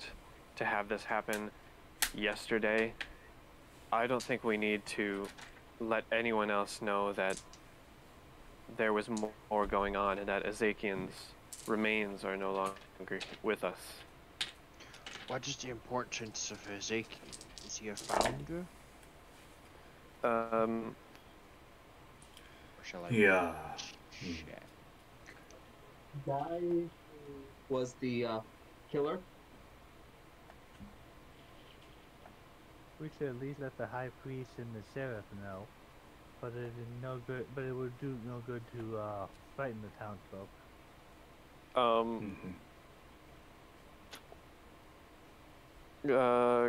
Kareth and Karzarath, like car buddies. No, he's not a killer. Ezekiel was the previous parish leader, the previous father before Abstelar. He died in the cathedral fire 5 years ago. Kareth kind of hearing this, he has a visible look of being upset on his face. He's obviously very disturbed that they would take his remains.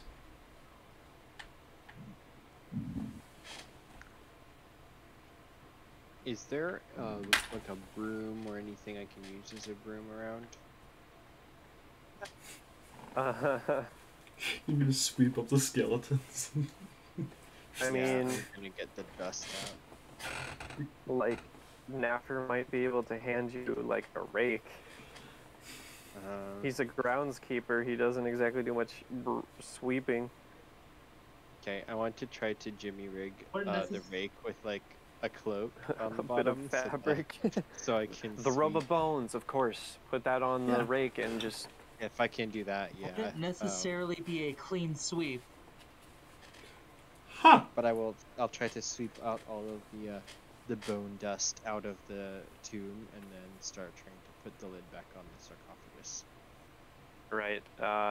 Baylor would help out with that, and I think we can leave Mission 2 with this grand unveiling of knowledge that the Sandpoint raid was a setup. Yes. And it dropped. We shall have to find who's behind this. We will see you all in 2 weeks. Yes. Uncover this tomb raider. Well, thank you everyone so much for watching. If you did enjoy, feel free to like, comment, subscribe. And we'll see you guys in the next one. This is Zen from TG Studios. Signing off. Take care, guys. Goodbye! Does anyone else want to say goodbye? I think it's already off. Oh, I hadn't stopped it yet, but